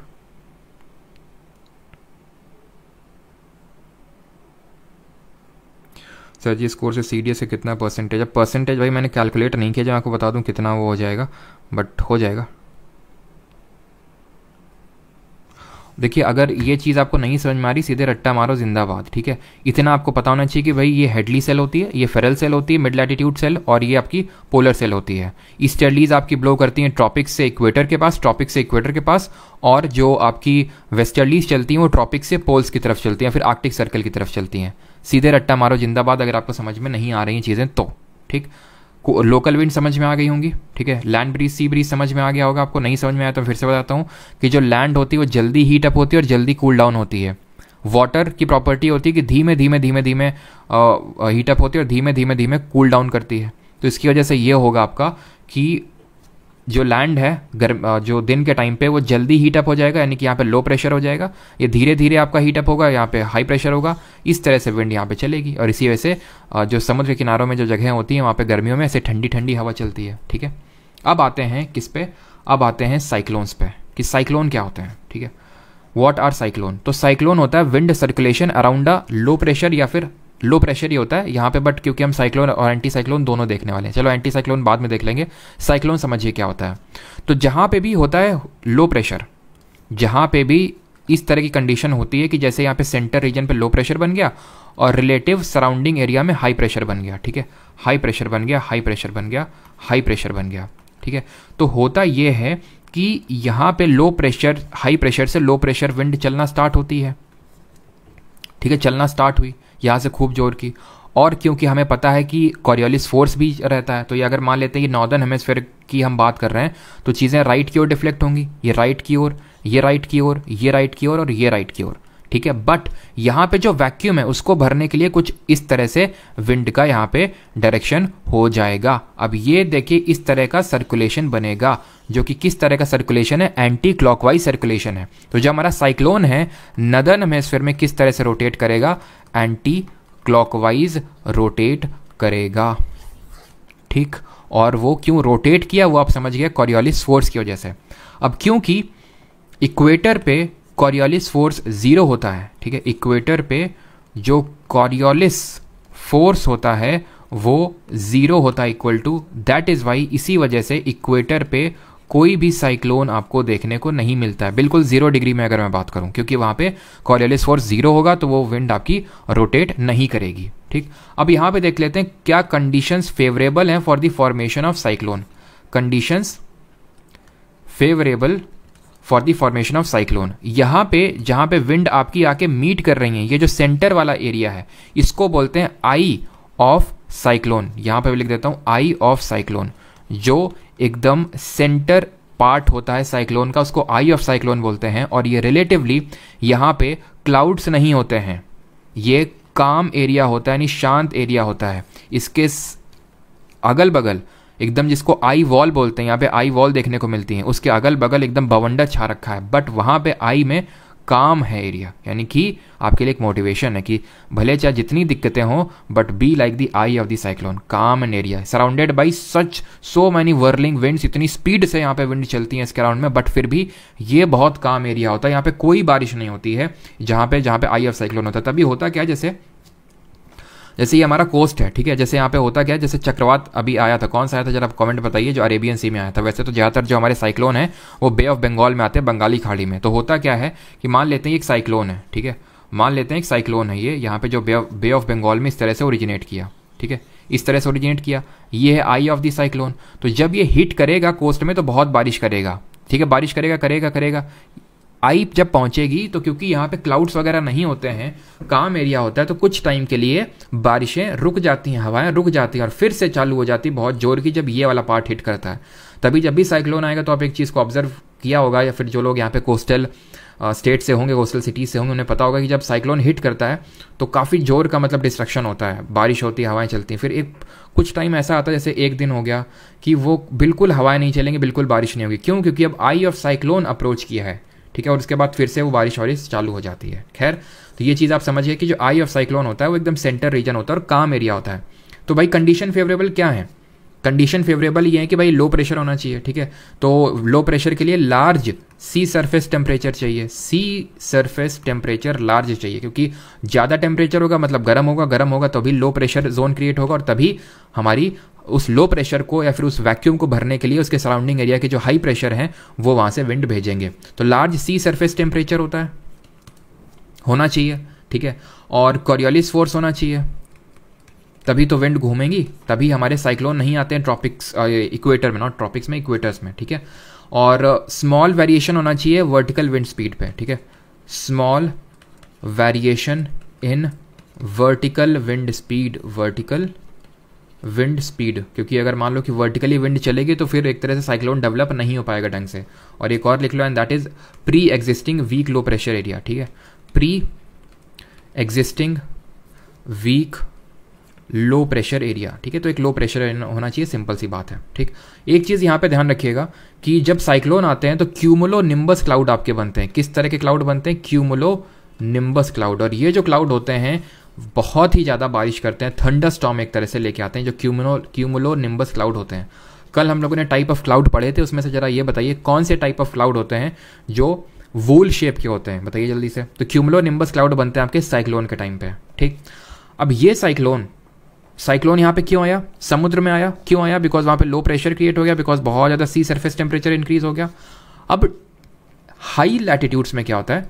हाई लैटिट्यूड से मेरा मतलब है जो मैंने बात कर रहा था ये हॉर्स लैटिट्यूड के बारे में, अश्वच्छांशों के बारे में, 30 डिग्री नॉर्थ और 30 डिग्री साउथ। तो हाई लैटिट्यूड में होता ये है कि साइक्लोन वहाँ पे भी आते हैं, लेकिन एक अलग कारण की वजह से आते हैं। यहाँ पे जो कारण है that is called as frontogenesis.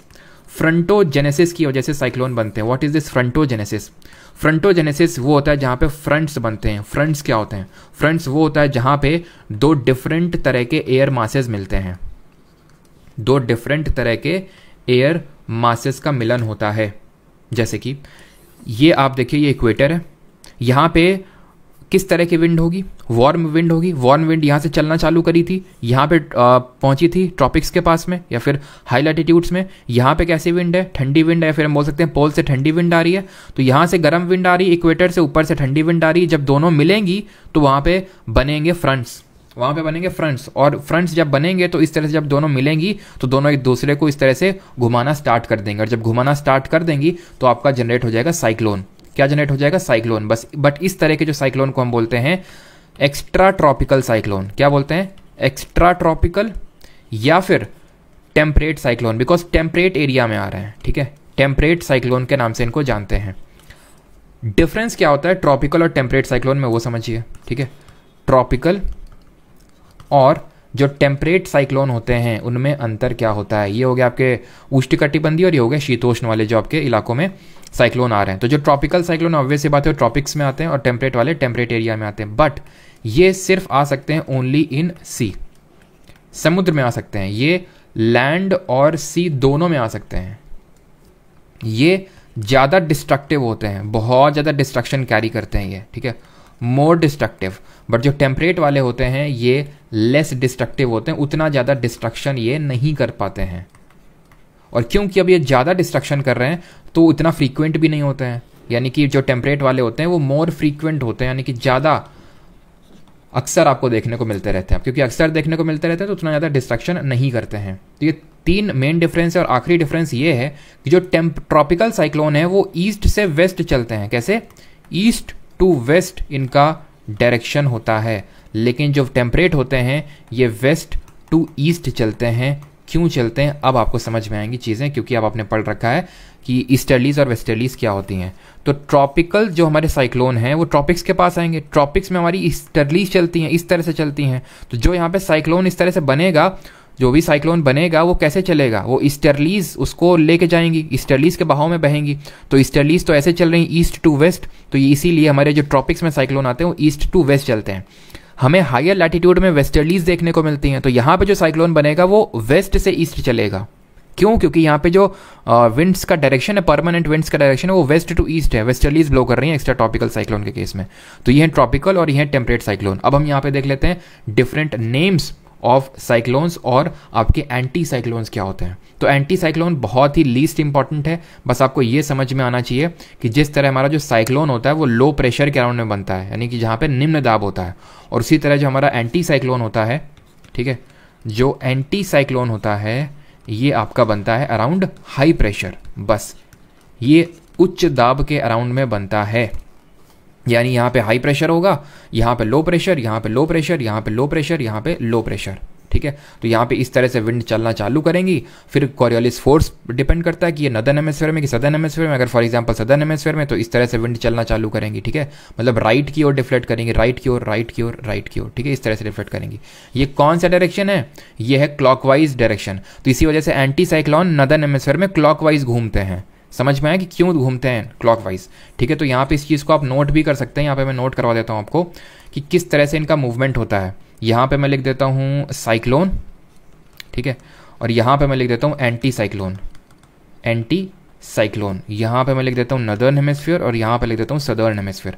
Northern hemisphere में ये कैसे घूमेंगे? नदर्न हेमिस्फीयर में साइक्लोन होंगे, वो एंटी क्लॉकवाइज घूमेंगे।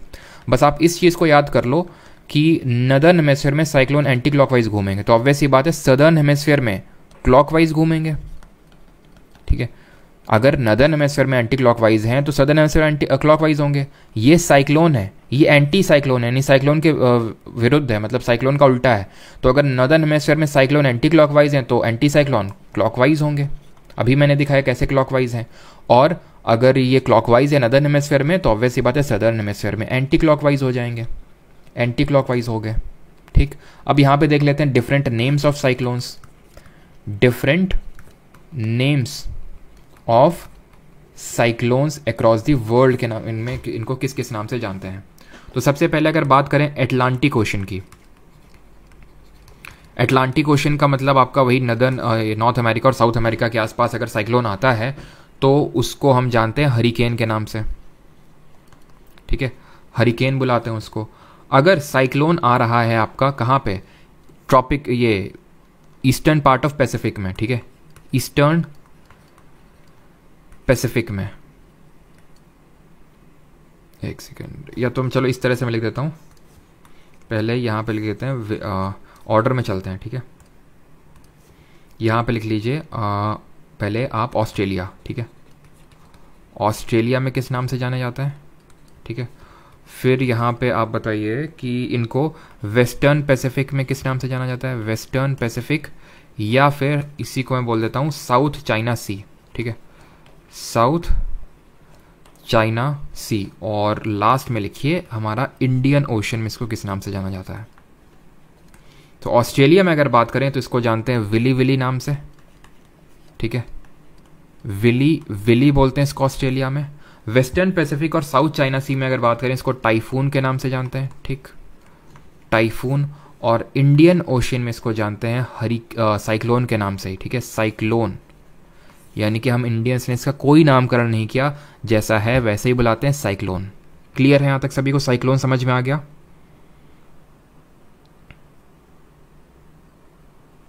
अच्छा, सौम्यदीप दास नोट नहीं बना पा रहे हैं, ठीक है, चलो मैं टाइम दे देता हूँ। और किसी का तब तक कोई डाउट होगा तो पूछेगा।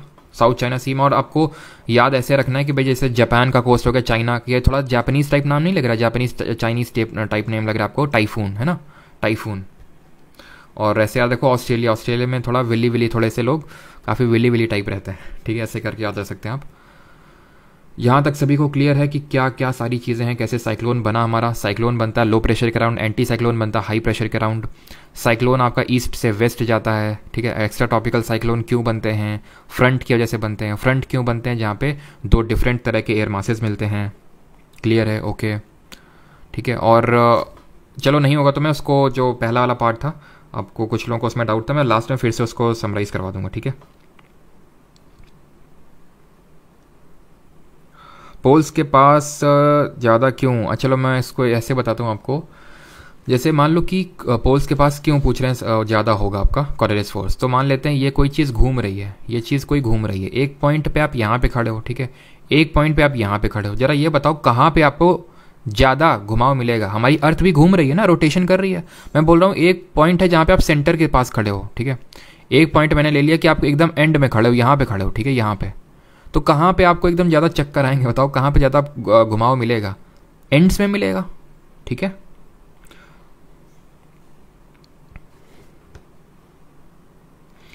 पर विली इंग्लैंड में, मतलब अरे विली हो गया यार कोई जगह इंग्लैंड वगैरह में, अब ज़्यादा दिल पे मत लो उसको।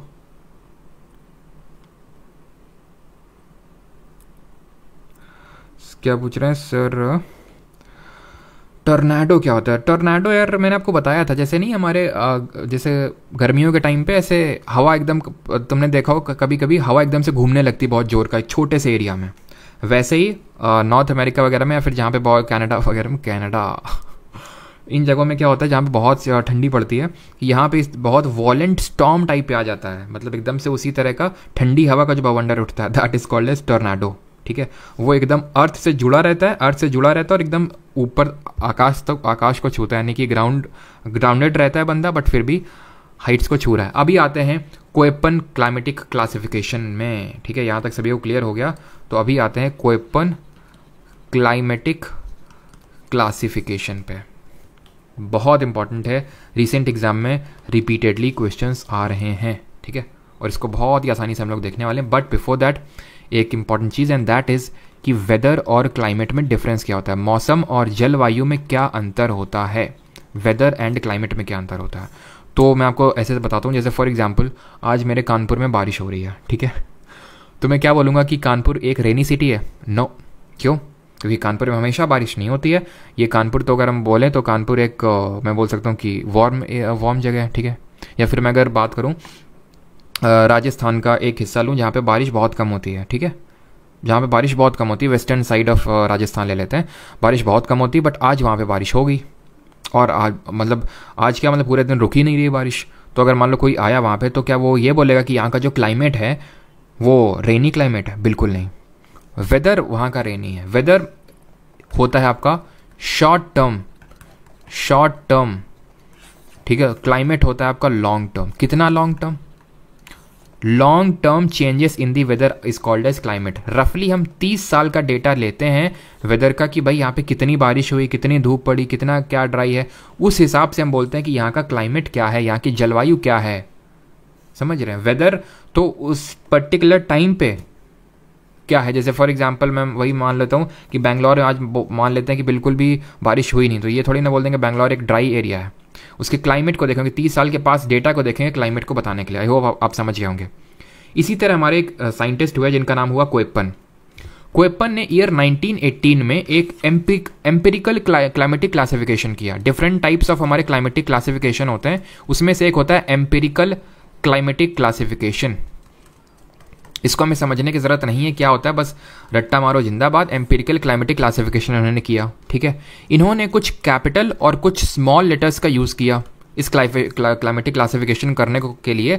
कुछ कैपिटल और कुछ स्मॉल लेटर्स का इन्होंने यूज़ किया, ठीक है, स्मॉल और कैपिटल लेटर्स का यूज़ किया, जिसमें कि इन्होंने डिफरेंट क्लाइमेटिक ग्रुप्स को डिफरेंट कोड से दर्शाया, ठीक है। क्लाइमेटिक जो डिफरेंट ग्रुप्स थे और डिफरेंट टाइप्स से उनको उन्होंने डिफरेंट लेटर से दर्शाया। वो लेटर्स कुछ इस तरह से थे, A, B, C, D, E और H, F नहीं है। इसमें से अगर B को छोड़ दें तो इसके सिवाय सारे, यहाँ पे टोटल कितने हो गए अगर हम देखें तो A, B, C, D, E।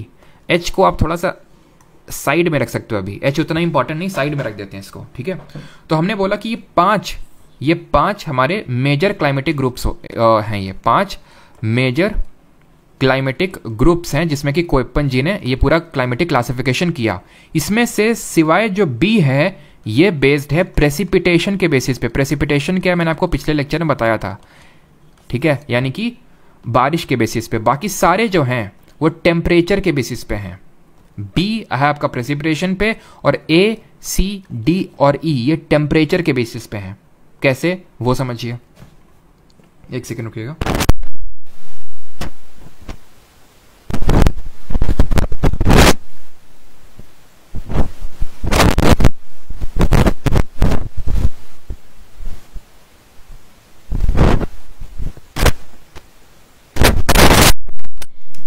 Voice आ रही होगी मेरी प्रॉपर, ठीक है।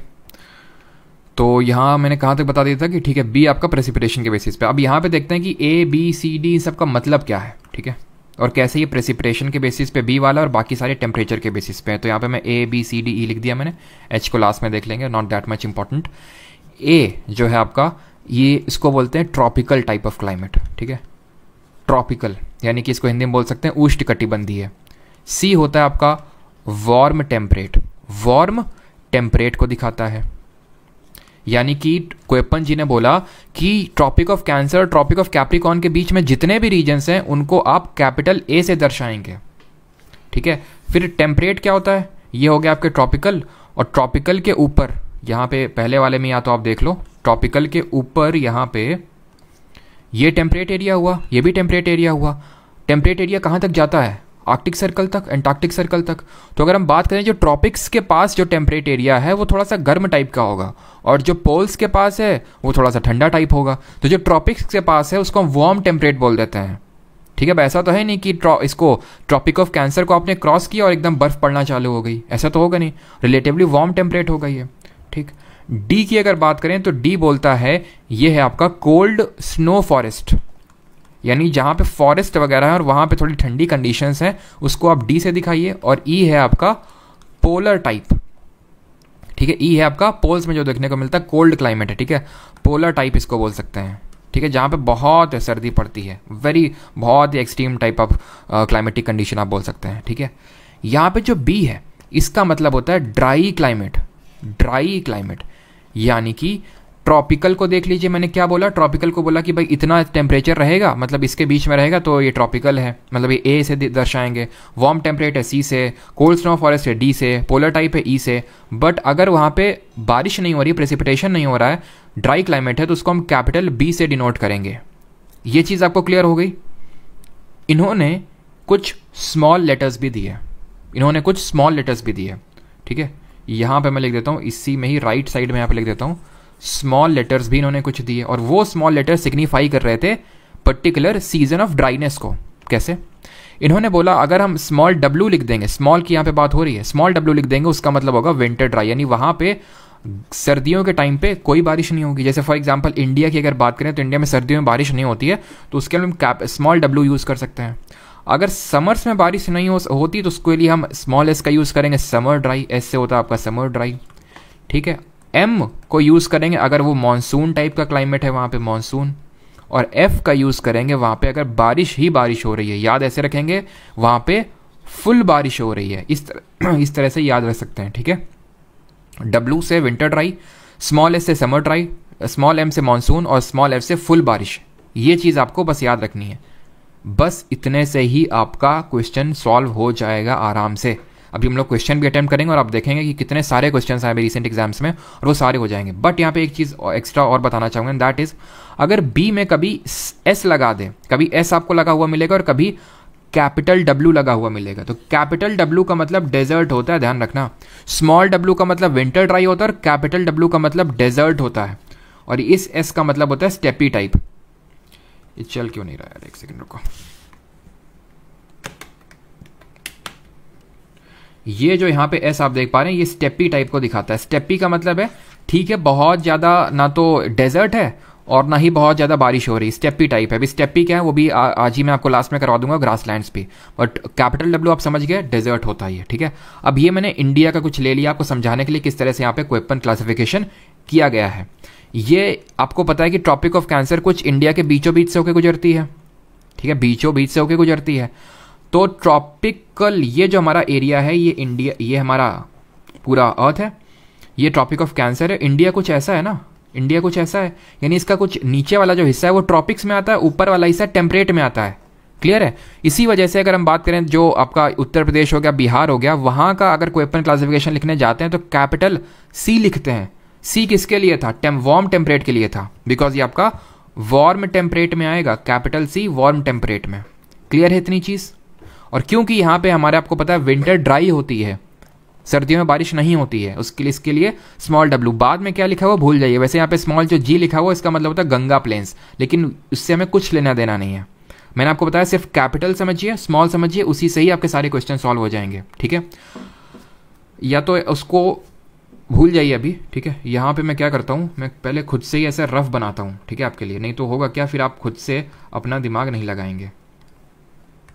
यहाँ पे मैंने एक ब्लैंक पीपीटी क्रिएट करी, ठीक है, एक सेकंड रुकना। अब यहाँ पे मैं बना देता हूँ ब्लैंक मैप, बना देता हूँ इस तरह से, ठीक है, एक सेकंड रुकिएगा, ठीक है। ये मैंने कुछ इस तरह से ऊपर जम्मू कश्मीर फिर में हो जाएगा। चलो अभी रफ डायग्राम ही बना लेते हैं, नहीं तो डायग्राम बनाते ही रह जाएंगे, ठीक है। और यहाँ पे थोड़ा सा नॉर्थ ईस्ट दिखा देते हैं, ठीक। अब पता है हमें ट्रॉपिक ऑफ कैंसर एकदम बीचों बीच से जाती है, तो ऊपर वाले के लिए कैपिटल सी, नीचे वाले के लिए आपका यूज़ करेंगे क्या, आपका कैपिटल ए।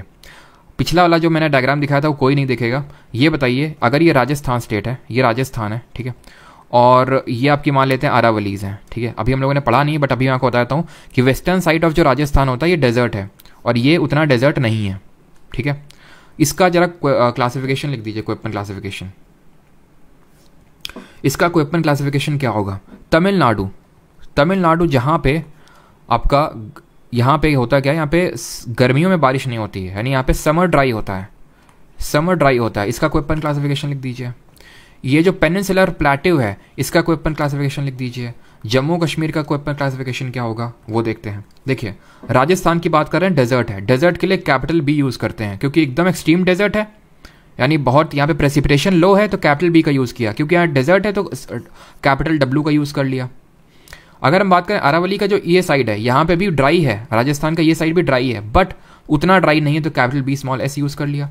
तमिलनाडु की अगर बात करें तो तमिलनाडु ट्रॉपिक्स में आ रहा है, ट्रॉपिक ऑफ कैंसर के नीचे है ना, तो ट्रॉपिक्स में आ रहा है, यानी कैपिटल ए का यूज़ करेंगे। समर ड्राई है, स्मॉल एस का यूज़ कर लेंगे। यहाँ पे अगर बात करें, अगेन ये पूरा जितने नीचे का एरिया आप देख सकते हैं, हर जगह capital A capital A capital A का यूज़ किया गया है। यहाँ पे कैपिटल बी का यूज़ क्यों किया गया है, ये आपका जो ईस्टर्न साइड ऑफ वेस्टर्न घाट है, कल मैंने बताया था लीवर्ड साइड है वेस्टर्न घाट का, लीवर्ड साइड है तो उतनी ज़्यादा बारिश नहीं होती है, ठीक है, प्रेसिपिटेशन कम है, तो कैपिटल बी का यूज़ करेंगे, और स्मॉल ये कैपिटल एस का यूज़ करेंगे, तो वो स्टेपी को दिखाएगा, ठीक है। इतनी चीज़ आपको क्लियर। ये कैपिटल ए, स्मॉल एम और स्मॉल डब्ल्यू, क्योंकि ये आपका ट्रॉपिक्स में आता है, मॉनसून यहाँ पे इफेक्ट करता है और विंटर ड्राई रहती है, ठीक है, क्लियर। ऐसे ही कैपिटल ए स्मॉल एस। यहाँ पे अगर बात करें, डीएफसी से दर्शाया अरुणाचल प्रदेश के जो हाईलैंड्स हैं। डी किसको दर्शाता है, डी दर्शाता है कोल्ड स्नो फॉरेस्ट को, cold snow forest, because Arunachal में फॉरेस्ट है ना इसलिए, और वहाँ पे ठंड है, इसलिए cold snow forest capital D से दर्शाएंगे उस चीज़ को हम लोग, ठीक है। और एफ क्योंकि वहाँ पे बारिश बहुत ज़्यादा होता है, फुल बारिश, ठीक है। और ये जो जम्मू कश्मीर वाला एरिया है, ये है हम लोग का टुंड्रा टाइप ऑफ क्लाइमेट बोलते हैं इसको, कोल्ड, कोल्ड या फिर पोलर टाइप, या फिर इसी को टुंड्रा टाइप बोल देते हैं। अभी टुंड्रा टाइप क्या होता है, एक्चुअल में जो हमारे पोल्स होते हैं ना, पोल्स, नॉर्थ पोल और साउथ पोल, यहाँ पे बहुत ही एक्सट्रीम क्लाइमेटिक कंडीशंस होती हैं, बहुत ही सर्दी पड़ती है, इसलिए इनको हम यहाँ का जो क्लाइमेट होता है उसको टुंड्रा टाइप ऑफ क्लाइमेट बोलते हैं, ठीक है, टुंड्रा क्लाइमेट के नाम से जाना जाता है इसको, ठीक। क्लियर है यहाँ तक सभी को, क्वेपन क्लासिफिकेशन सभी को समझ आ गया। कोई ऐसा जिसको क्वेपन क्लासिफिकेशन समझ ना आया हो? आपको कनाडा नाम से प्रॉब्लम क्यों है सरिंदु राठी, पता नहीं क्यों है। मेघालय के लिए एफ होना चाहिए फिर तो, मेघालय के लिए एफ होना चाहिए फिर तो, बिल्कुल। अगर खासी का मेघालय के बारे में बात कर लूँ तो यहाँ पे स्मॉल एफ होगा, बिल्कुल होगा, क्योंकि यहाँ पे फुल बारिश होती है, ठीक है, फुल बारिश होती है। लेकिन फुल बारिश हम तभी बोलेंगे जब वहाँ पे all through out the year बारिश हो, और यहाँ पे हम बोल सकते हैं all through out the year. लेकिन आप ये देखिए कि जब नॉर्थ ईस्ट मानसून होता है रिट्रीटिंग, तो यहाँ पे बारिश नहीं करता है, ठीक है। राजस्थान ये कैपिटल बी कैपिटल डब्ल्यू ध्यान रखना, स्मॉल डब्ल्यू नहीं है, क्योंकि मैंने जैसे जब PYQ करवा रहा था तो मैंने बोला था स्मॉल डब्ल्यू का मतलब विंटर ड्राई, और यहाँ पे मतलब कैपिटल डब्ल्यू है। कुछ लोगों को लगा भाई विंटर ड्राई है सर कैसे हो गया, तो कैपिटल डब्ल्यू अलग होता है, स्मॉल डब्ल्यू अलग होता है, एकदम ज़बरदस्त। ओके हाँ, एच वाला नहीं बता, एच हाईलैंड होता है, ठीक है, एच हाईलैंड होता है, मतलब जो हाईलैंड्स मिलता है, छोड़ो यार उसको, वो तो कभी पूछेगा ही नहीं तुमसे, वो एच हाईलैंड होता है, नॉट इम्पॉर्टेंट, ठीक है। तो अगर हम मोस्टली पेनिनसुलर प्लेट्यू का देखें तो क्या है, AW है कि नहीं है, AW, और इसी को सवाना टाइप ऑफ क्लाइमेट बोलते हैं, जो ट्रॉपिक्स में मिलता है, वो भी अभी जब क्वेश्चन देखेंगे तो करेंगे। आ गया सर, घर कर गया।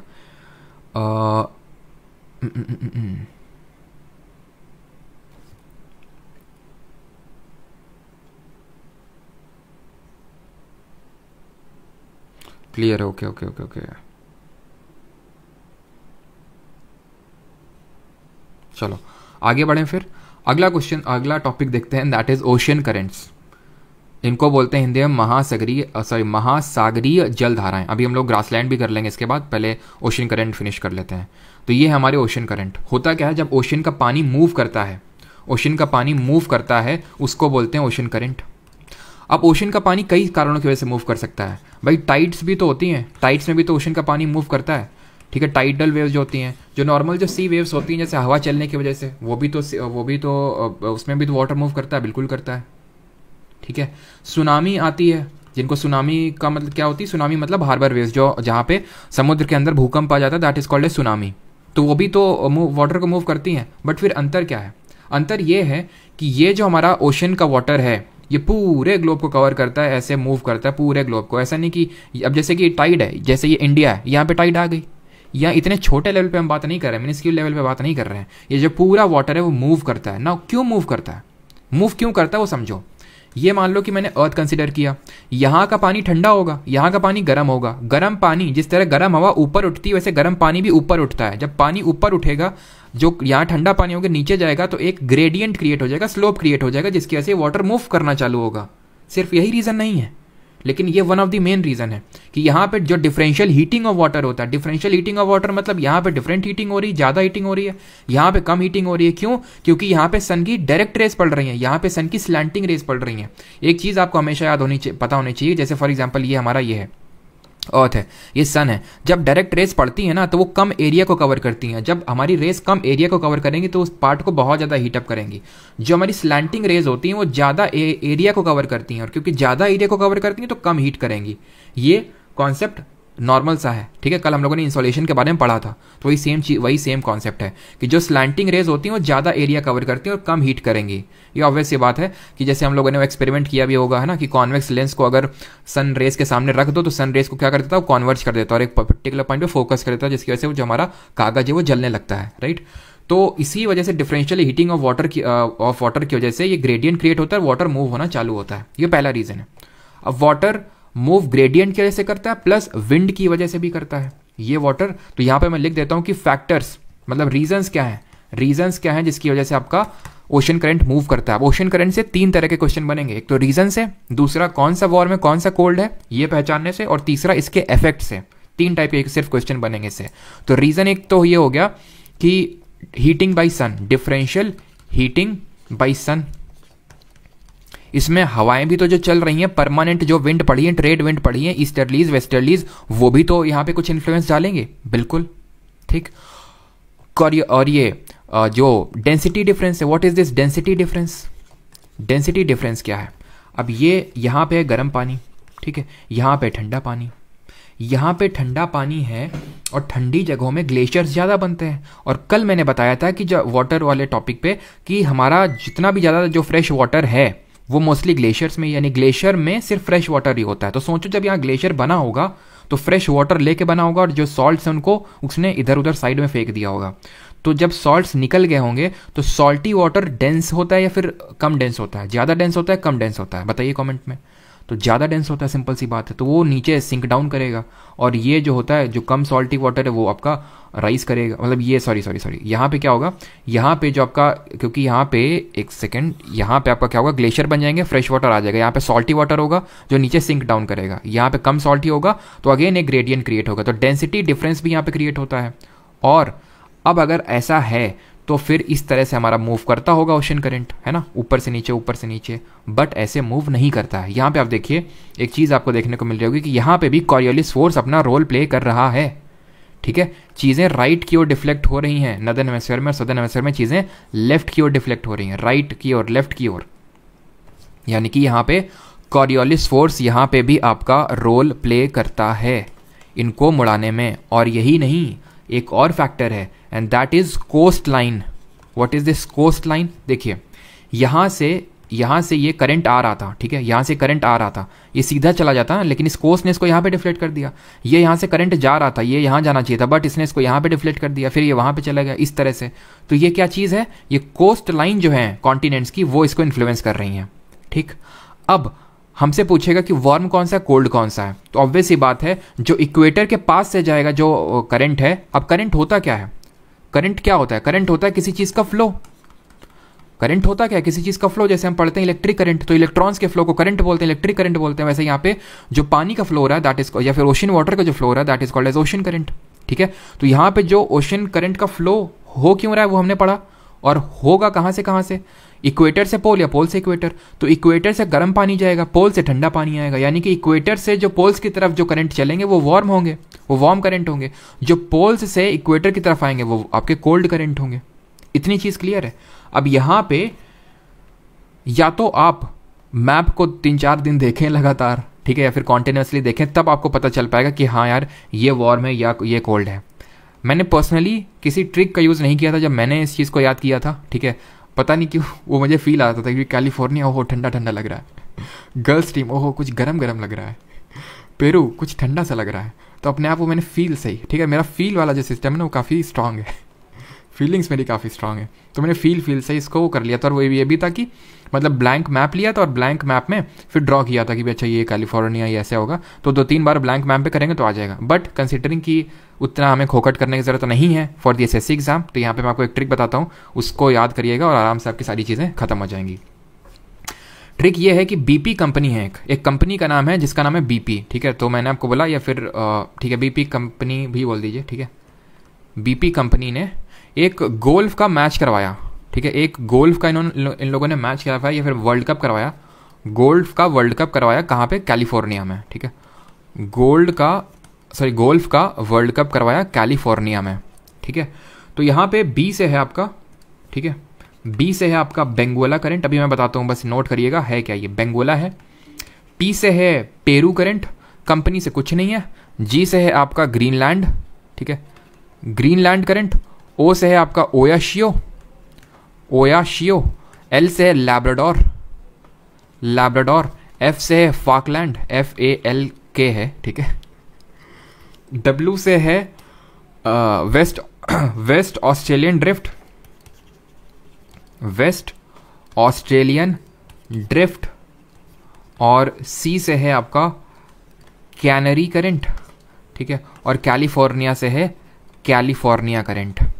तो बीपी कंपनी ने गोल्फ का एक वर्ल्ड कप करवाया कैलिफोर्निया में, और जो भी हारा ना उसको ठंडे ठंडे पानी में डाल दिया, कोल्ड वाटर में डाल दिया, यानी ये सारे क्या हैं, कोल्ड वाटर हैं, कोल्ड वाटर करंट है। अब ये मत बोलना सर वार्म ओशन करंट की भी ट्रिक बता दो। अरे भाई कोल्ड हमने याद कर लिए, इसके अलावा कुछ भी आएगा वो अपने आप वार्म हो जाएगा, सिंपल है कि नहीं। तो अगर मैं बोलूँ क्यूरोशियो कैसा है तो क्यूरोशियो वार्म हो जाएगा। मैंने बोला कि गल्फ स्ट्रीम कैसा है, गल्फ स्ट्रीम आपका वार्म हो जाएगा। अब ये कंफ्यूज नहीं होना है कि भाई जी से यहाँ पे ग्रीनलैंड है ना कि गल्फ स्ट्रीम है, ठीक है। अब यहाँ पे मैं आपको मैप में लेके चलता हूँ और दिखाता हूँ। ये ऊपर से आप देख पा रहे हैं लैब्राडोर आ रहा है, ठीक है, जो मैंने कोल्ड आपको बताया, ये कैलिफोर्निया है, ठीक है, कैलिफोर्निया है, ये पेरू है। पेरू को ही ध्यान रखना हमबोल्ट करंट के नाम से जानते हैं। जब मॉनसून पढ़ाऊंगा इंडियन ज्योग्राफी के अंदर तब अगेन इसकी ये फिर से हमारा रोल पे आएगा, ये रोल में आएगा, ठीक है। जो हमबोल्ट करंट है जिसको हम पेरू करंट के नाम से जानते हैं, यहीं पे हम अल नीनो वगैरह सब देखेंगे फिनोमेना, ठीक, याद हो गया ना। हाँ, सबको याद हो गया। इसको हम हमबोल्ट करंट के नाम से जानते हैं, बेंगोला अगुलास ये सब आप समझिए, ठीक है, याद हो गया आपको। 2 चीज़ें हो गई, ओशन करंट रीजंस देख लिया कि क्यों ओरिजिनेट होता है, फिर हमने देख लिया कि कौन सा वार्म है कौन सा कोल्ड है। ट्रिक मैंने आपको बता दी है वो कि बीपी कंपनी ने गोल्फ का वर्ल्ड कप करवाया कैलिफोर्निया में, खत्म। उसके अलावा जो जितने भी होंगे आपके वार्म ओशन करंट हो जाएंगे। अब यहाँ पे देखते हैं इसके इफेक्ट्स। यहाँ पे आप देखने वाले हैं क्या, इसके इफेक्ट्स देखेंगे कि इसके इफेक्ट्स क्या क्या होते हैं। पहला इफेक्ट ये होता है कि जहां पे warm ocean current cold ocean current से मिलता है वो क्रिएट करता है बेस्ट फिशिंग जोन्स। यानी अगर आपको मछली पकड़नी है तो देखिए कहाँ वार्म करंट कोल्ड करंट से मिल रहा है, जाला लेके चले जाइए और भर के ले आइए और कुछ हमको भी दे दीजिएगा, लेकिन हम खाते नहीं है, ठीक है, I am a purely vegetarian, तो इसलिए मत लाइएगा, ठीक है। अब यहाँ पे देखिए आइडेंटिफाई करिए कहाँ पे वार्म और कोल्ड ओशन करंट मिल रहे हैं और जहाँ पे बेस्ट फिशिंग जोन क्रिएट होंगे। देखिए एक तो मुझे साफ साफ दिख रहा है गल्फ स्ट्रीम लैब्राडोर मिल रहा है, ये कहाँ मिलते हैं, ये कनाडा फिर से आ गया, ये न्यू फाउंड लैंड नामक एक जगह है वहाँ पे, ठीक है, न्यू फाउंड लैंड। यहाँ पे देखिए off the coast of Japan, यहाँ पे off the coast of Japan, यहाँ पे हमें देखने को मिलेगा ओयाशियो जो ऊपर से आ रहा है, क्यूरोशियो उसका भाई जो नीचे से आ रहा है, यहाँ पे दोनों मिलेंगे, again best fishing zone create होंगे, क्लियर। और ये जो बेस्ट फिशिंग जोन होते हैं ना, यहाँ पे जहाँ दोनों मिलते हैं फॉगी कंडीशन हो जाती हैं और इसीलिए फॉगी कंडीशन हो जाती है, इसीलिए हार्बरिंग के लिए बहुत ही बेकार होती हैं। हार्बरिंग मतलब जहाँ पे शिप्स वगैरह रुकते हैं, ठहरते हैं, बिकॉज फॉगी कंडीशन हो जाती है, इस वजह से शिप को दिखता नहीं है और शिप पलट जाते हैं, कई बार ऐसा होता है, ठीक है। तो हार्बरिंग के लिए काफ़ी बेकार है। दूसरा इफेक्ट यहाँ पे ये है कि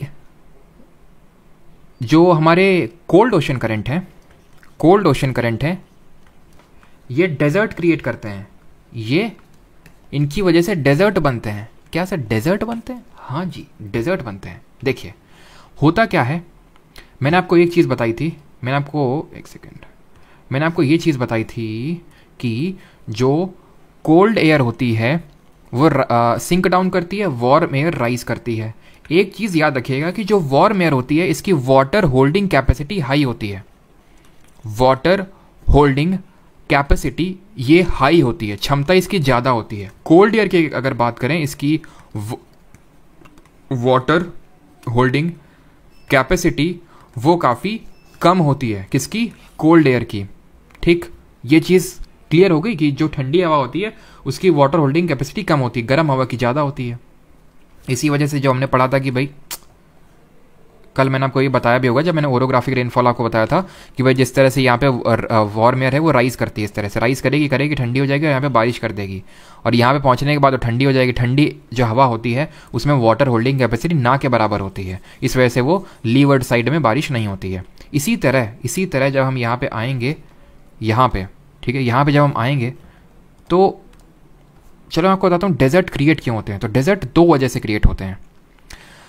पहले हम बात कर लेते हैं ट्रॉपिक्स की। ये हो गया हमारे ट्रॉपिक्स ऐसे करके, ठीक है, ये हो गया हमारे ट्रॉपिक्स की पहले हम बात कर लेते हैं, ठीक है, इस तरह से tropic of cancer, tropic of Capricorn के बीच में जो एरिया है। ज़्यादातर जो डेजर्ट है आपको वेस्टर्न साइड में देखने को मिलते हैं। ये इसका एक इफेक्ट है कि ट्रॉपिक्स में हमें ज़्यादातर जो डेजर्ट्स हैं वो western side of the continent में देखने को मिलते हैं। वेरी इंपॉर्टेंट क्वेश्चन बन सकता है कि क्यों देखने को मिलते हैं। उसके दो कारण हैं। पहला कारण तो ये है कि यहाँ पे हमारी ईस्टर्लीज ब्लो होती हैं। अभी हमने देखा ईस्टर्लीज चलती हैं ऐसे करके, देखा था अभी जहाँ ITCZ याद आया कुछ शुरुआत में।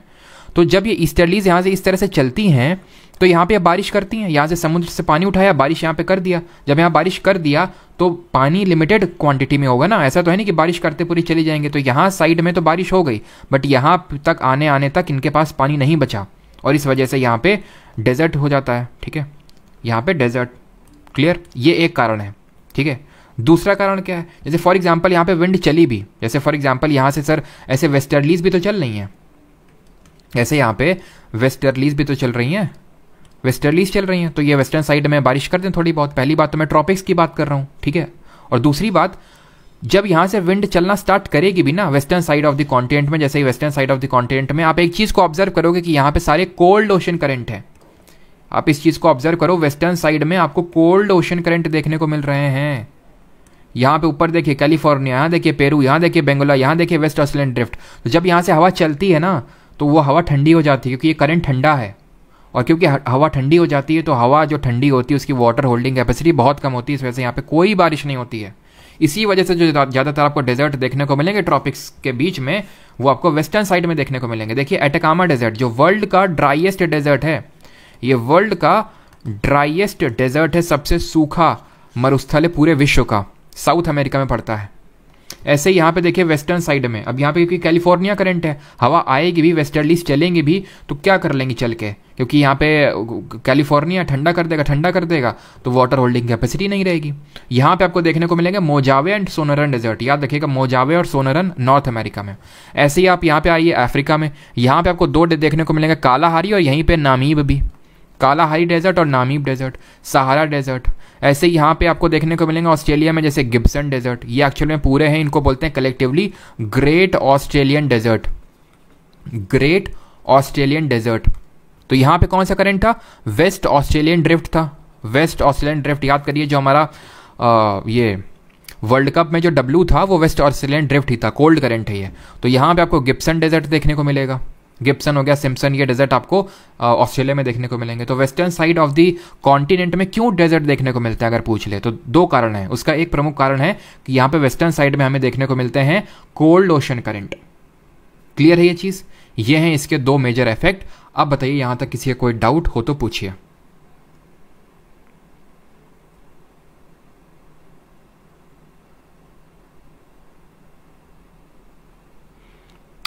यहाँ तक किसी का कोई डाउट हो तो पूछिए। और ग्रासलैंड्स भी आपके करवा दें क्या?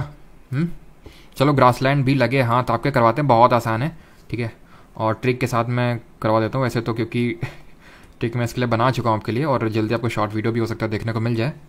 चलो पहले बता दीजिए कि सारी चीज़ें क्लियर हैं कि नहीं।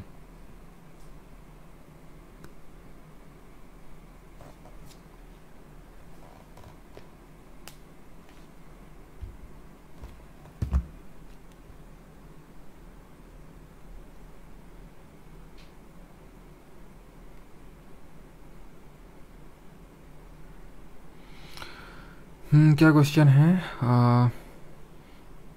ईस्टर्न पैसिफिक में किस नाम से आते? ईस्टर्न पैसिफिक भी वही है, हरिकेन ही बोलते हैं उसको, ठीक है। अटलांटिक और ईस्टर्न में हरिकेन ही जानते हैं, हरिकेन के नाम से बोलते हैं। वेस्टर्न जो पैसिफिक है वहाँ पे टाइफून के नाम से जानते हैं इसको, ठीक है, नो डाउट हो गया। और एक चीज़ यहाँ पे मैं ऐड करना चाहूँगा, नॉर्वेजियन ऑइन भूल जाओ, व्लादिमीर पिंटू, ठीक है। ऐसा नहीं कि तुम रशिया से हो तो तुम्हारे रशिया के आसपास वाले ज़्यादा पे वो करेंगे।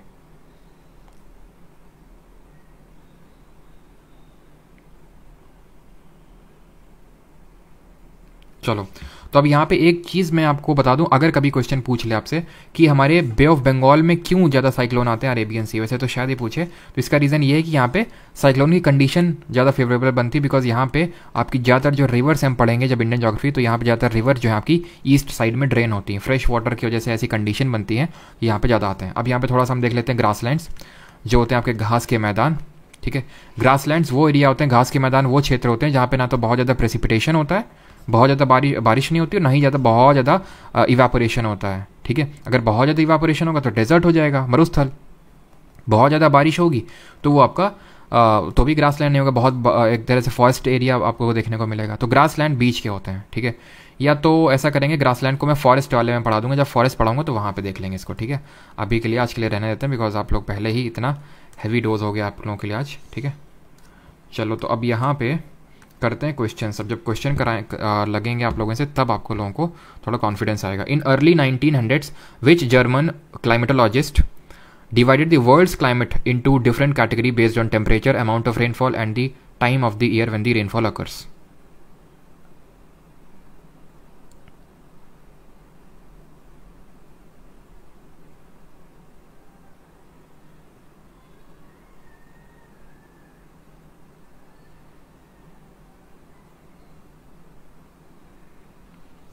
बताइए जल्दी से, सही आंसर क्या होगा इन अर्ली 1900s?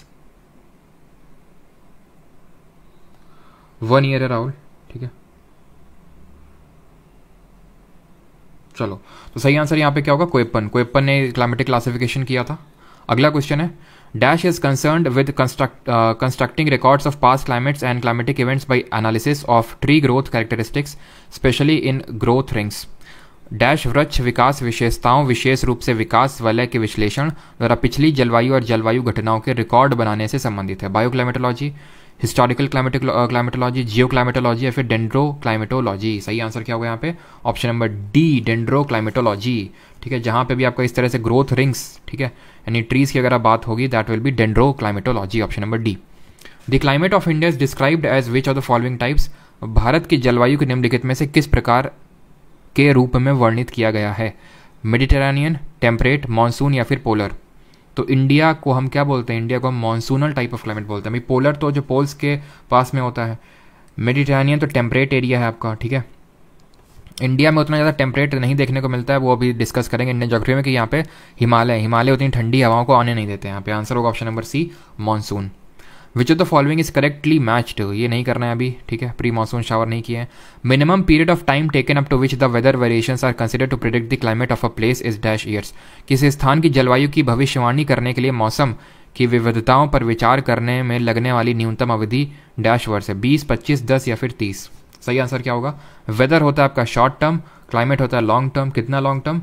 रफली हम 30 साल का डेटा निकाल के देखते हैं उसमें। क्वेश्चन नंबर 6 CGL 2022 में पूछा गया, लोकल विंड इनमें से कौन सी, which of the following is a local wind, loo, westerlies, monsoon या फिर ईस्टर्लीज। सिंपल सिंपल से क्वेश्चन है, मैंने आपको इस लेवल का वो मैंने आपको चीज़ें बता दी हैं कि वो मतलब उस लेवल से आपके एसएससी में ऊपर जाएगा ही नहीं। सही आंसर होगा यहाँ पे ऑप्शन नंबर, लोकल विंड बात कर रहा है, लोकल विंड होगी आपकी यहाँ पे ऑप्शन नंबर ए, लू। ठीक है, वेस्टर्लीज हो गई आपकी, ईस्टर्लीज हो गई, ये होती है आपकी trade wind, permanent wind. Monsoon ऐसा नहीं कि सिर्फ इंडिया में ब्लो होती है, ठीक है, अगर मानसून आपको लग रहा है सिर्फ इंडिया में ही आता है तो ऐसा नहीं है, मानसून आपका नॉर्थ अमेरिका वगैरह यहाँ पे भी कंट्रीज़ में आता है, अफ्रीका वगैरह में भी जाता है मानसून। ठीक है, तो इसको हम लोकल नहीं बोल सकते हैं। वेस्टर्लीज, ईस्टर्लीज हमारी क्या है, ये है हमारी ट्रेड विंड्स। ठीक है, low annual range of temperature and high annual rainfall are characteristics of uh, तापमान की कम वार्षिक सीमा और उच्च वार्षिक वर्षा एक डैश की विशेषता है। मेडिटेरेनियन, टेम्परेट, ट्रॉपिकल ह्यूमिड या फिर cold. Low annual range of temperature and high annual rainfall. अब यहाँ पे मैं क्रिएट करूँगा एक स्लाइड और अब ध्यान से समझना थोड़ा सा ये फैक्टर क्या होता है, इस पर भी एसएससी एमटीएस में क्वेश्चन पूछा गया। इसको बोलते हैं कॉन्टिनेंटैलिटी इफेक्ट। देखो एक चीज़ होती है जैसे कि डायरनल रेंज ऑफ टेम्परेचर, इसको ध्यान से समझिएगा, डायरनल रेंज ऑफ टेम्परेचर, और एक चीज़ होती है एनुअल रेंज ऑफ टेम्परेचर बोल सकते हैं। ठीक है, डायरनल रेंज ऑफ टेम्परेचर और एनुअल रेंज ऑफ टेम्परेचर। ठीक है, एनुअल रेंज ऑफ टेम्परेचर। ठीक है, डायरनल का मतलब होता है daily variations in the temperature. जैसे फॉर एग्जांपल मैंने बोल दिया कि रेंज का मतलब होता है डिफरेंस। जैसे फॉर एग्जांपल मैंने बोल दिया दिन के एक टाइम में टेम्परेचर 18 डिग्री सेल्सियस था और जो कि मतलब सबसे कोल्डेस्ट मतलब सबसे न्यूनतम तापमान था 18 डिग्री सेल्सियस और सबसे हाईएस्ट था 28 डिग्री सेल्सियस, तो रेंज कितना हुआ 10।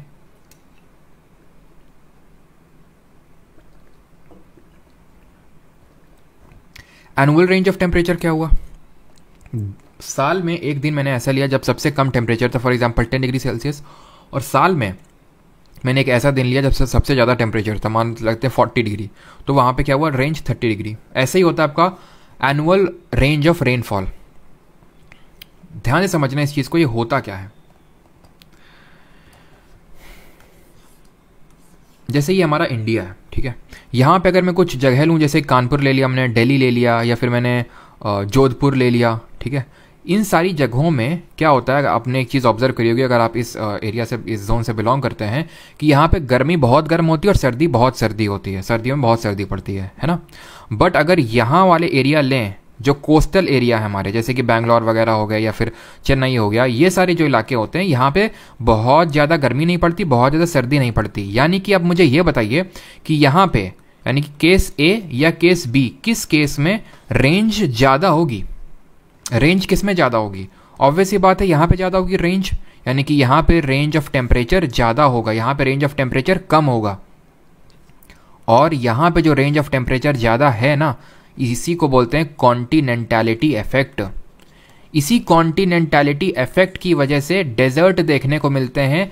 जैसे फॉर एग्जांपल मंगोलिया है, जैसे कि मंगोलिया, अब यहाँ पे तो वर्ल्ड मैप नहीं है लेकिन आपको पता है चाइना के ऊपर मंगोलिया है, वहाँ पे डेजर्ट है। डेजर्ट क्यों है, क्योंकि उसके आसपास समुद्र ही नहीं, चारों तरफ तो लैंड है, तो वहाँ पे बारिश आ ही नहीं, वहाँ पे वार्म विंड्स या फिर मॉइस्चर लेडन विंड्स कभी आ ही नहीं पाती जो बारिश कर सकें। इसी को बोलते हैं कॉन्टिनेंटैलिटी इफेक्ट। कॉन्टिनेंटैलिटी इफेक्ट को ऐसे समझिए, कॉन्टिनेंट के अंदर घुसा हुआ है वो पार्ट, और क्योंकि कॉन्टिनेंट के अंदर है तो वहाँ तक विंड नहीं पहुँच पाती है, इस वजह से ज़्यादा बारिश नहीं हो पाती है। और जो सी का, क्योंकि इसके अराउंड सी है और सी करता है मॉडरेटिंग इन्फ्लुएंस, तो सी का मॉडरेटिंग इन्फ्लुएंस वहाँ तक नहीं पहुँच पाता है। इसी इफेक्ट को बोलते हैं कॉन्टिनेंटैलिटी इफेक्ट, जिसकी वजह से काफ़ी सारे हमारे डेजर्ट्स बने हुए हैं हायर लैटिट्यूड्स में। लो लैटिट्यूड्स में हमने देखा किस वजह से डेजर्ट बने हुए हैं, और थोड़ा सा हाई लैटिट्यूड में जाएंगे तो कॉन्टिनेंटैलिटी इफेक्ट की वजह से हमारे डेजर्ट बने हुए हैं। जैसे अगर नामीब डेजर्ट की अगर बात करूँ तो उसमें भी वही है, बीच में एकदम, ठीक है, तो कॉन्टिनेंटैलिटी इफेक्ट की वजह से। तो इस पर एमटीएस में भी क्वेश्चन बना है, ठीक है। तो रेंज ऑफ टेम्परेचर आप समझ गए, रेंज ऑफ टेम्परेचर पूछ ले कहाँ पे ज़्यादा होगा, यहीं पे। रेंज ऑफ रेनफॉल भी ज़्यादा यहीं पे होगा। रेंज ऑफ रेनफॉल का मतलब है कि रेनफॉल में रेंज, जैसे फॉर एग्जांपल मैं यहाँ पे बात कर लूँ, यहाँ पे 70 सेंटीमीटर रेनफॉल सबसे कम रेनफॉल हुई, और सबसे ज़्यादा जो रेनफॉल हुई 75 सेंटीमीटर हुई। कितना रेंज है, 5 सेंटीमीटर। जैसे राजस्थान का ले लेते हैं, राजस्थान में पता चला एकदम से बहुत ज़्यादा बारिश हो गई, मान लेते हैं कि बारिश हो गई यहाँ पे 60 सेंटीमीटर, और लोवेस्ट रेनफॉल जहाँ पे रिकॉर्ड हुई वो 10 सेंटीमीटर वैसे नॉर्मल रहता है। रेंज कितना हो गया 50, तो रेंज यहाँ पे ज़्यादा है। ध्यान रखना जहाँ पे बारिश ज़्यादा होती है, जहाँ पे रेनफॉल हाई होती है, वहाँ पे रेंज ऑफ रेनफॉल या रेंज ऑफ टेम्परेचर कम होता है, और जहाँ पे रेनफॉल कम होता है वहाँ पे रेंज, जहाँ पे रेनफॉल कम होता है वहाँ पे रेंज ज़्यादा होता है। रेंज का मतलब है difference between the high rainfall and the low rainfall. ये चीज़ ध्यान रखना, ये होता है सब कॉन्टिनेंटैलिटी इफेक्ट की वजह से। कॉन्टिनेंटैलिटी इफेक्ट का मतलब है कॉन्टिनेंट के अंदर है वो चीज़, ठीक। तो low annual range of temperature and high annual rainfall are the characteristics of, देख रहे हो एनुअल रेंज ऑफ टेम्परेचर कम है लेकिन हाई एनुअल रेनफॉल है। यहाँ पे रेंज की बात नहीं हो रही, मैंने आपको बताया जहाँ पे रेनफॉल ज़्यादा होगी वहाँ पे रेनफॉल का रेंज कम होगा। तो हाई एनुअल रेनफॉल है, यानी कि ये कैसा होगा, हाई एनुअल कोल्ड क्लाइमेट में नहीं, ये होता है ट्रॉपिकल ह्यूमिड क्लाइमेट है, बहुत ज़्यादा बारिश होती है, ठीक है। और लो एनुअल रेंज ऑफ टेम्परेचर होता है और लो एनुअल रेंज ऑफ रेनफॉल भी होता है, ध्यान रखना इस चीज़ को। ये ह्यूमिड टाइप क्लाइमेट है जहाँ बहुत ज़्यादा बारिश होती है, इक्वेटर के पास देखने को मिलता है। Which of the following climate type found under the cold climate, cold climate में कौन सा देखने को मिलेगा, humid sub tropical, highland, humid continental या फिर टुंड्रा। ये आपको CGL 2022 में पूछा गया। That is called as tundra. मैंने अभी आपको बताया था जो पोल्स के पास में देखने को मिलता है टुंड्रा। कभी ये पूछ ले टैगा क्या होता है, टैगा टुंड्रा के आसपास जो होता है that is called as taiga. यहाँ पे आपको हम जब फॉरेस्ट देखेंगे तब देखेंगे यहाँ पे कॉनिफर फॉरेस्ट देखने को मिलते हैं, ठीक। अगला क्वेश्चन है polar easterlies are which kind of winds. IFS की बात सुन लो, क्या है IFS, कौन है भाई।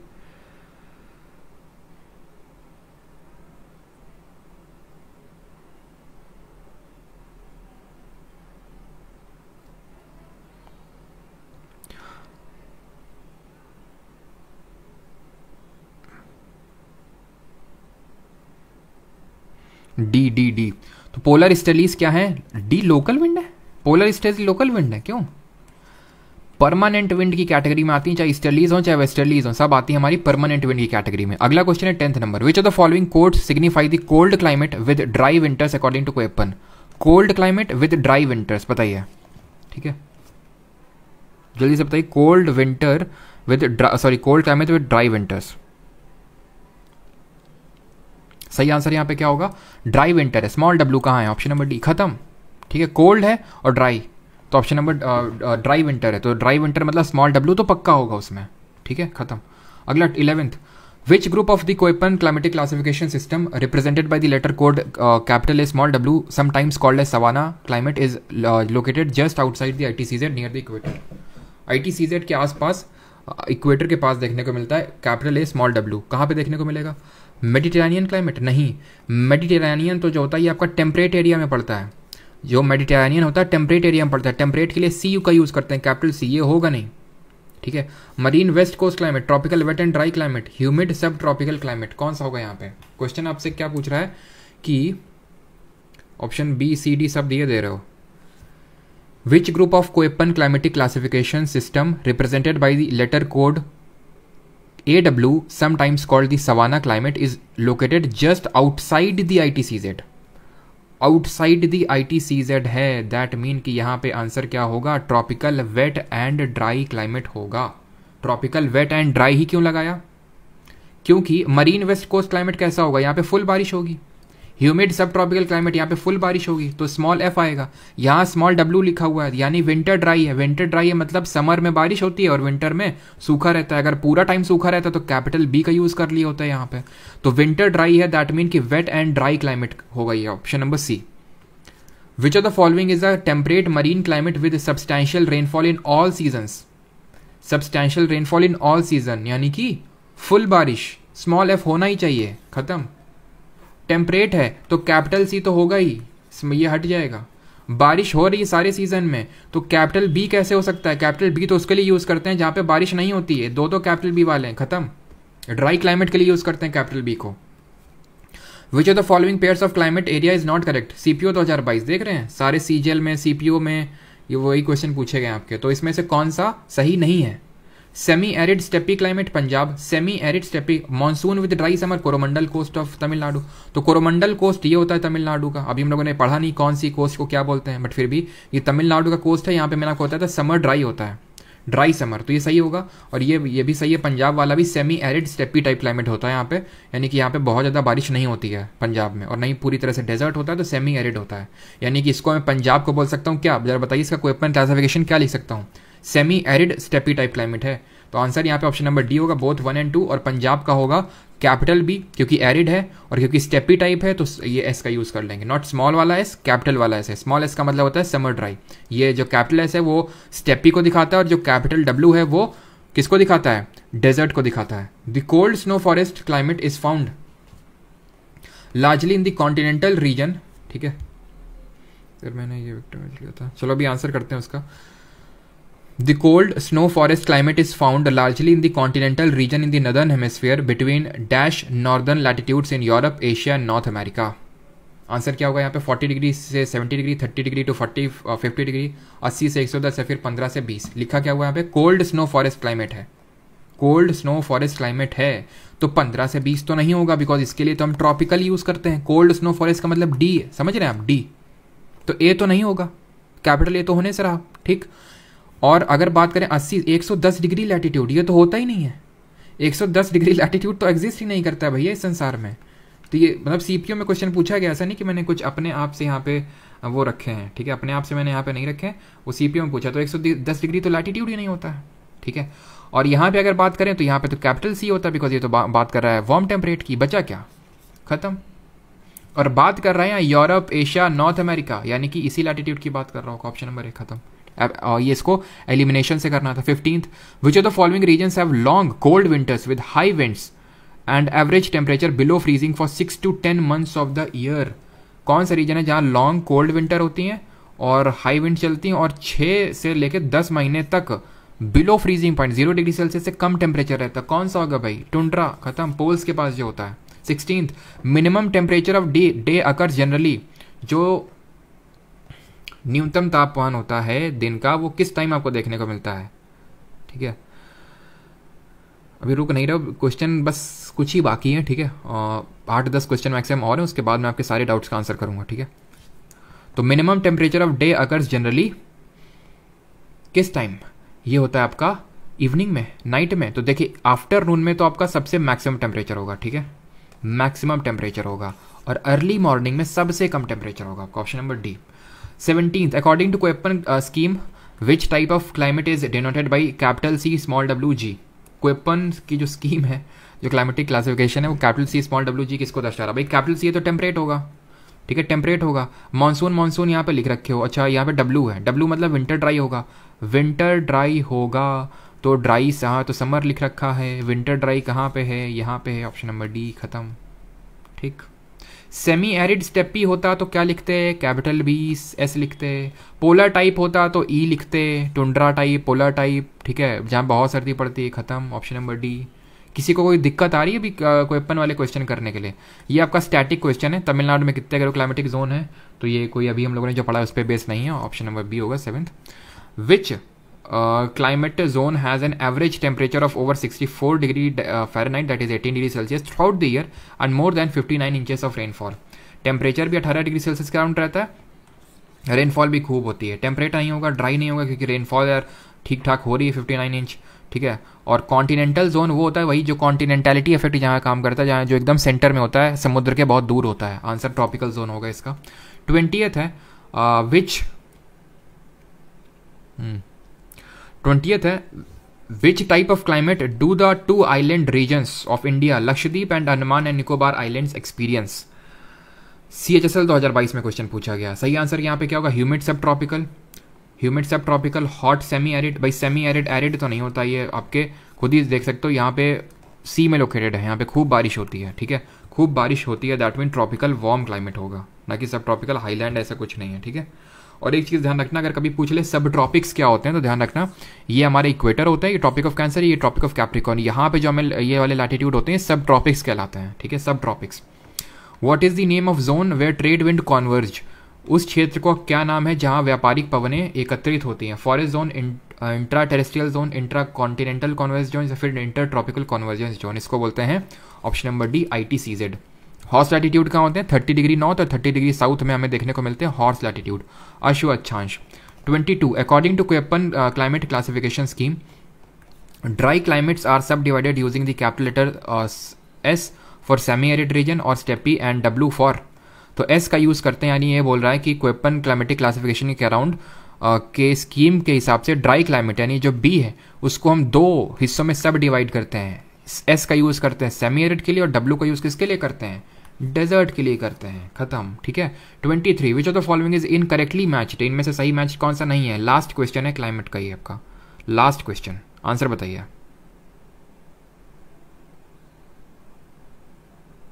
छोड़ दीजिए सर जी, बिल्कुल अभी छोड़ देंगे, बस एक क्वेश्चन बाकी है। तो यहाँ पे माउंटेन क्लाइमेट उत्तर प्रदेश, बिहार, झारखंड, हॉट डेजर्ट, ये आपने आई होप पढ़ ली होगी ऑप्शंस। सही आंसर यहाँ पे क्या होगा, semi arid steppe climate Karnataka, central मराठ सही है, ठीक है। Tropical monsoon Western Ghat, Malabar coast, southern Assam, hot desert Rajasthan वगैरह में, बट माउंटेन उत्तर प्रदेश, बिहार और झारखंड में नहीं देखने को मिलेगा, बिकॉज माउंटेन का मतलब माउंटेनियस, पर्वतीय। उत्तर प्रदेश बिहार में कहाँ आपको पर्वत देखने को मिलेंगे हैं, तो ये आपका नहीं होगा, ऑप्शन नंबर ए यहाँ पे गलत है, ठीक है। अब कुछ साइक्लोन पे बेस्ड क्वेश्चन कर लेते हैं जल्दी जल्दी से और ये आपका टॉपिक खत्म फिर, ठीक है। बस साइक्लोन पे ही क्वेश्चन हैं। A storm that occurs due to difference in temperature and pressure of air is called as tsunami, cyclone, earthquake या फिर none of the above. Storm due to difference in temperature and pressure, इसको क्या बोलते हैं, cyclone, because pressure का difference की वजह से तो साइक्लोन ओरिजिनेट हो रहा था। साइक्लोन किसके अराउंड ओरिजिनेट हो रहा था, लो प्रेशर के अराउंड। कैसे मूव कर रहा था नदर्न हेमिस्फीयर में, एंटी क्लॉकवाइज मूव कर रहा है नदर्न हेमिस्फीयर में, उत्तरी गोलार्ध में, ठीक है। और डिफरेंट नेम्स हम लोगों ने पढ़े हैं। अगला है, और ये कैसे मूव करता है, आपका ईस्ट से वेस्ट मूव करता है under the influence of easterlies. The western cyclone disturbance originates over, पश्चिमी चक्रवात विक्षोभ कहाँ से उत्पन्न होता है, तो वेस्टर्न जो साइक्लोनिक डिस्टर्बेंसेस होते हैं ये आते हैं मेडिटेरेनियन सी से, भूमध्य सागर से ये उद्गम होता है इनका, और फिर चल के किस तरह से इंडिया तक आते हैं वो हम पढ़ेंगे इंडियन ज्योग्राफी में।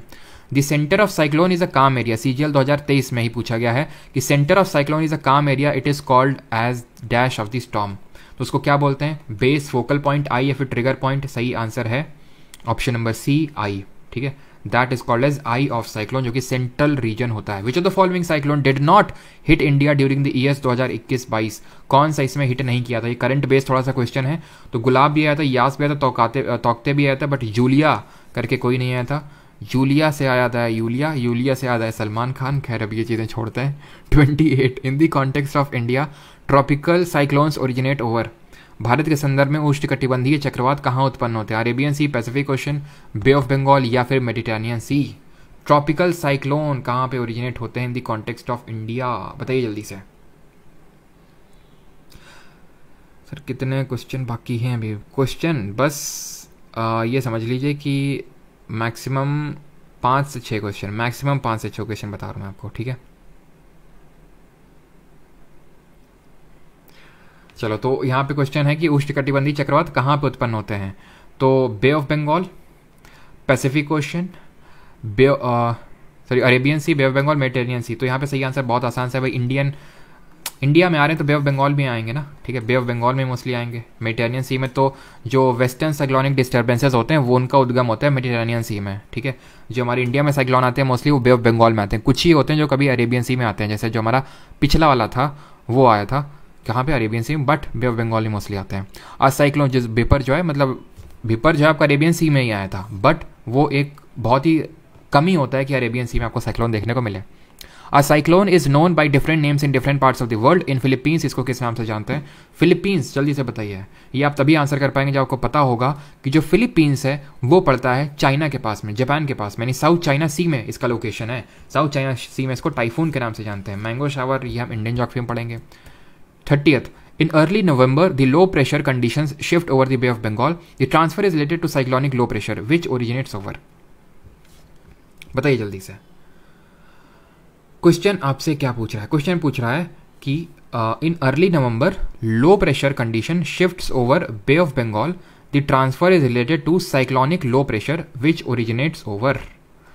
तो कहाँ पे नवंबर की शुरुआत में बात हो रही है, नवंबर की शुरुआत में, यानी कि बात हो रही है यहाँ पे सर्दियों की, और ये होता है आपका अंडमान सी। सही आंसर होगा ऑप्शन नंबर ए, ठीक है, ये आंसर होगा इसका अंडमान सी, ठीक है। यहाँ पे नवंबर की बात हो रही है। यूजुअली जो आपके थोड़े से गर्मियों के टाइम पे जो आपको साइक्लोन देखने को मिलेंगे वो आपको यूजुअली बे ऑफ बंगाल में देखने को मिलेंगे, बट जो आपको नवंबर के टाइम पे साइक्लोनिक जो लो प्रेशर देखने को मिलते हैं वो अंडमान सी जो कि आपका बे ऑफ बंगाल में ही पड़ता है। अब इसका रीज़न समझ लीजिए। रीज़न अभी आप ढंग से समझ पाएंगे नहीं, क्योंकि होता क्या है, जब मानसून आता है तो यहाँ से आता है अरेबियन सी से, जब लौटता है तो ऐसे कुछ लौटता है, और ये रिट्रीटिंग मानसून की वजह से जो बे ऑफ बंगाल है, यहाँ पे अंडमान निकोबार है, इसी को बोलते हैं अंडमान सी, यहाँ पे आपके जनरेट होते हैं साइक्लोनिक टाइप कंडीशंस। ठीक है, तो ऑप्शन नंबर ए यहाँ पे सही आंसर होगा, अंडमान सी। In India, from where do the tropical cyclones which enter the Indian subcontinent from west and the northwest during the winter month originate? जो विंटर मंथ में जो साइक्लोन आते हैं वो कहाँ से ओरिजिनेट होते हैं? तो भाई विंटर टाइम में जो भी चीज़ होगी वो मेडिटेरेनियन सी से आएगी। ऑप्शन नंबर डी यहाँ पे सही आंसर होगा। ठीक है। 32 cyclone storm of China Sea is known as, China Sea के साइक्लोनिक स्टॉर्म को क्या बोलते हैं? टाइफून बोलते हैं। ठीक, टोर्नाडो आपका साइक्लोन नहीं होता, ध्यान रखना इस चीज़ को। Tornado is not a cyclone. It is a dash when the maximum sustained wind speed is more than 63 kilometer per hour, ये आपका होगा ट्रॉपिकल स्टॉर्म। ठीक है, अगला है temperate cyclone are also termed as, ये आपका लास्ट क्वेश्चन है कि शीतोष्ण चक्रवातों को किस नाम से जाना जाता है? तो जो टेम्परेट साइक्लोन होते हैं उनको हम किस नाम से जानते हैं? उनको हम जानते हैं extra tropical cyclones. Option number A. ठीक है, और यहाँ पे एक और है, चलो कर लेते हैं। What causes tropical cyclone to rotate, उष्णकटिबंधीय चक्रवात के घूमने का क्या कारण है? तो ये घूमते हैं कॉरियोलिस फोर्स की वजह से। ठीक है, जो कि मिनिमम या फिर जीरो होता है इक्वेटर पे और मैक्सिमम होता है ध्रुवों पे यानी पोल्स पे। इसी वजह से इक्वेटर पे कोई साइक्लोन नहीं आता है। ओशन करंट पे भी क्वेश्चन है चलो जल्दी से कर लेते हैं इस क्वेश्चन को। हाई यहाँ पे पूछा करेक्ट कौन सा है? Coast line of India is not vulnerable to cyclone, गलत है, बिल्कुल साइक्लोन आते हैं। High speed wind circulate around a high pressure region, cyclone में लो प्रेशर होता है, लो प्रेशर के अराउंड विंड चलती है, तो ये भी गलत हुआ आपका। Wind direction is clockwise in southern hemisphere and anti clockwise in northern hemisphere, ये बात सही है आपकी। ठीक, ओशन करंट के कुछ क्वेश्चन कर लेते हैं। इनमें से कौन सा वार्म करंट है? लैब्राडोर, फॉकलैंड, कैनरी या फिर गल्फ स्ट्रीम? तो याद करिए, बीपी कंपनी गोल्फ का वर्ल्ड कप करवा रही कैलिफोर्निया में। ठीक है, तो बीपी, ठीक है, गोल्फ, गोल्फ में एफ है आपका फॉकलैंड। ठीक है, और जो वर्ल्ड कप में सी है वो कैनरी है। ठीक है, लैब्राडोर जो आपका गोल्फ में जो आपका एल है वो लैब्राडोर है, तो बचा क्या? Gulf stream. गल्फ स्ट्रीम नीचे से जा रहा था, लैब्राडोर ऊपर से आ रहा था, दोनों न्यू फाउंडलैंड कनाडा में मिल रहे थे और यहाँ पे क्या क्रिएट हो रहे थे? बेस्ट फिशिंग जोन क्रिएट हो रहे थे। 38 विच of the following is warm ocean current of the Pacific ocean? Warm ocean current है और पैसिफिक ओशन का होना चाहिए, प्रशांत महासागर का होना चाहिए। Kuroshio, Humboldt, canary, Labrador. अभी देखा लैब्राडोर कोल्ड है, कैनरी सी से, कैनरी सी से कोल्ड। हम्बोल्ट पेरू करंट ही है, वही पेरू भी आपका कैसा होता है? कोल्ड होता है तो पैसिफिक का, बट कोल्ड है। क्यूरोशियो आपका वार्म है, क्यूरोशियो का भाई है, क्यूरोशियो नीचे आता है, नीचे से आता है, ओयाशियो ऊपर से आता है, ये ओयाशियो आपका कोल्ड है। दोनों मिल जाते हैं कहाँ पे? मिल जाते हैं आपके off the coast of Japan, और यहाँ पे again best fishing zone create होते हैं। 39 गल्फ स्ट्रीम क्या है? तो गल्फ स्ट्रीम आपका कैसा है? गल्फ स्ट्रीम आपका वार्म करंट है। ठीक है, लैब्राडोर कैसा है? लैब्राडोर ये आपका कोल्ड है, ऑप्शन नंबर बी हो जाएगा। Which one of the given ocean current is the largest and most powerful surface current of the earth? सबसे पावरफुल कौन सा है? कैलिफोर्निया वाला, एंटार्क्टिक सर्कमपोलर करंट, फ्लोरिडा, या फिर नन ऑफ दीज? तो ये एंटार्क्टिक सर्कमपोलर करंट है जो सबसे पावरफुल है, but not that much important. नाम से भी गेस कर सकते हैं बिकॉज पूरे एंटार्क्टिक रीजन को कवर कर रहा है। और एक चीज़ यहाँ पे मैं बताना चाहूँगा, इस क्वेश्चन को करिए। एंड व्हाट इज गायर? GYRE, इसको नोट्स में ऐड करेंगे जो नोट्स बना रहे हैं। गायर क्या चीज़ होती है? जायर, जायर या फिर गायर बोलिए। ये वो चीज़ होती है जहाँ पे हमारे ओशन करंट जो होते हैं वो रोटेट करके एक सर्कुलर पैटर्न बना लेते हैं, उसको जायर बोलते हैं, उसको बोलते हैं जायर। आपने अभी देखा था कि किस तरह से जो हमारे ओशन करंट है वो सर्कुलर पैटर्न बना रहे हैं, उसको हम बोलते हैं जायर या फिर गायर। ठीक है, circulatory pattern formed by ocean currents. जैसे कि हम लोगों ने पढ़ा था सरगैसो सी, कहाँ मिलता है? ये हमें मिलता है अटलांटिक ओशन में। एक्चुअल में होता क्या है, यहाँ पे ओशन करंट इसको घुमाते रहते हैं। एक पर्टिकुलर टाइप ऑफ ग्रास होती है सरगैसम ग्रास, इसी वजह से ये यहाँ पे घूमता रहता है और यहाँ पे ओरिजिनेट होता है क्या? सरगैसो सी। तो जायर ध्यान रखिएगा, फिर गायर एक सर्कुलेटरी पैटर्न होता है ओशन करंट का। तो यहाँ पे आंसर क्या होगा? यहाँ पे आंसर टाइड होगा। रिदमिक राइज, रिदम में होता है rise and fall, that is called as tide, यानी कि ज्वार भाटा। और यहाँ पे होता है हम लोगों का ये आज का लेक्चर खत्म।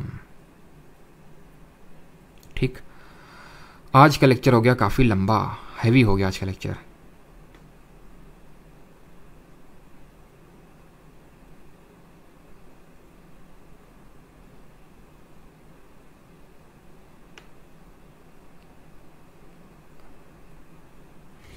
बिल्कुल, बॉर्डरलेस सी सरगैसो।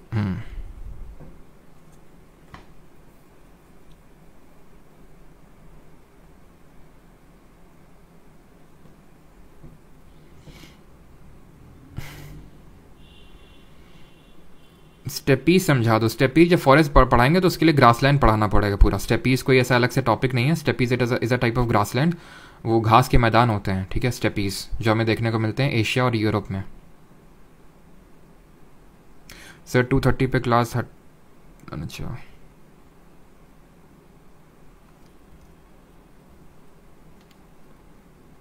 एक सेकेंड। चलो भाई, तो मिलते हैं कल सेम टाइम पे, और कल इंडियन ज्योग्राफी हम लोग की स्टार्ट होगी। Alright sir, please question number 13 में क्या कुछ डाउट है क्या? एक सेकेंड। 13 कहाँ गई है?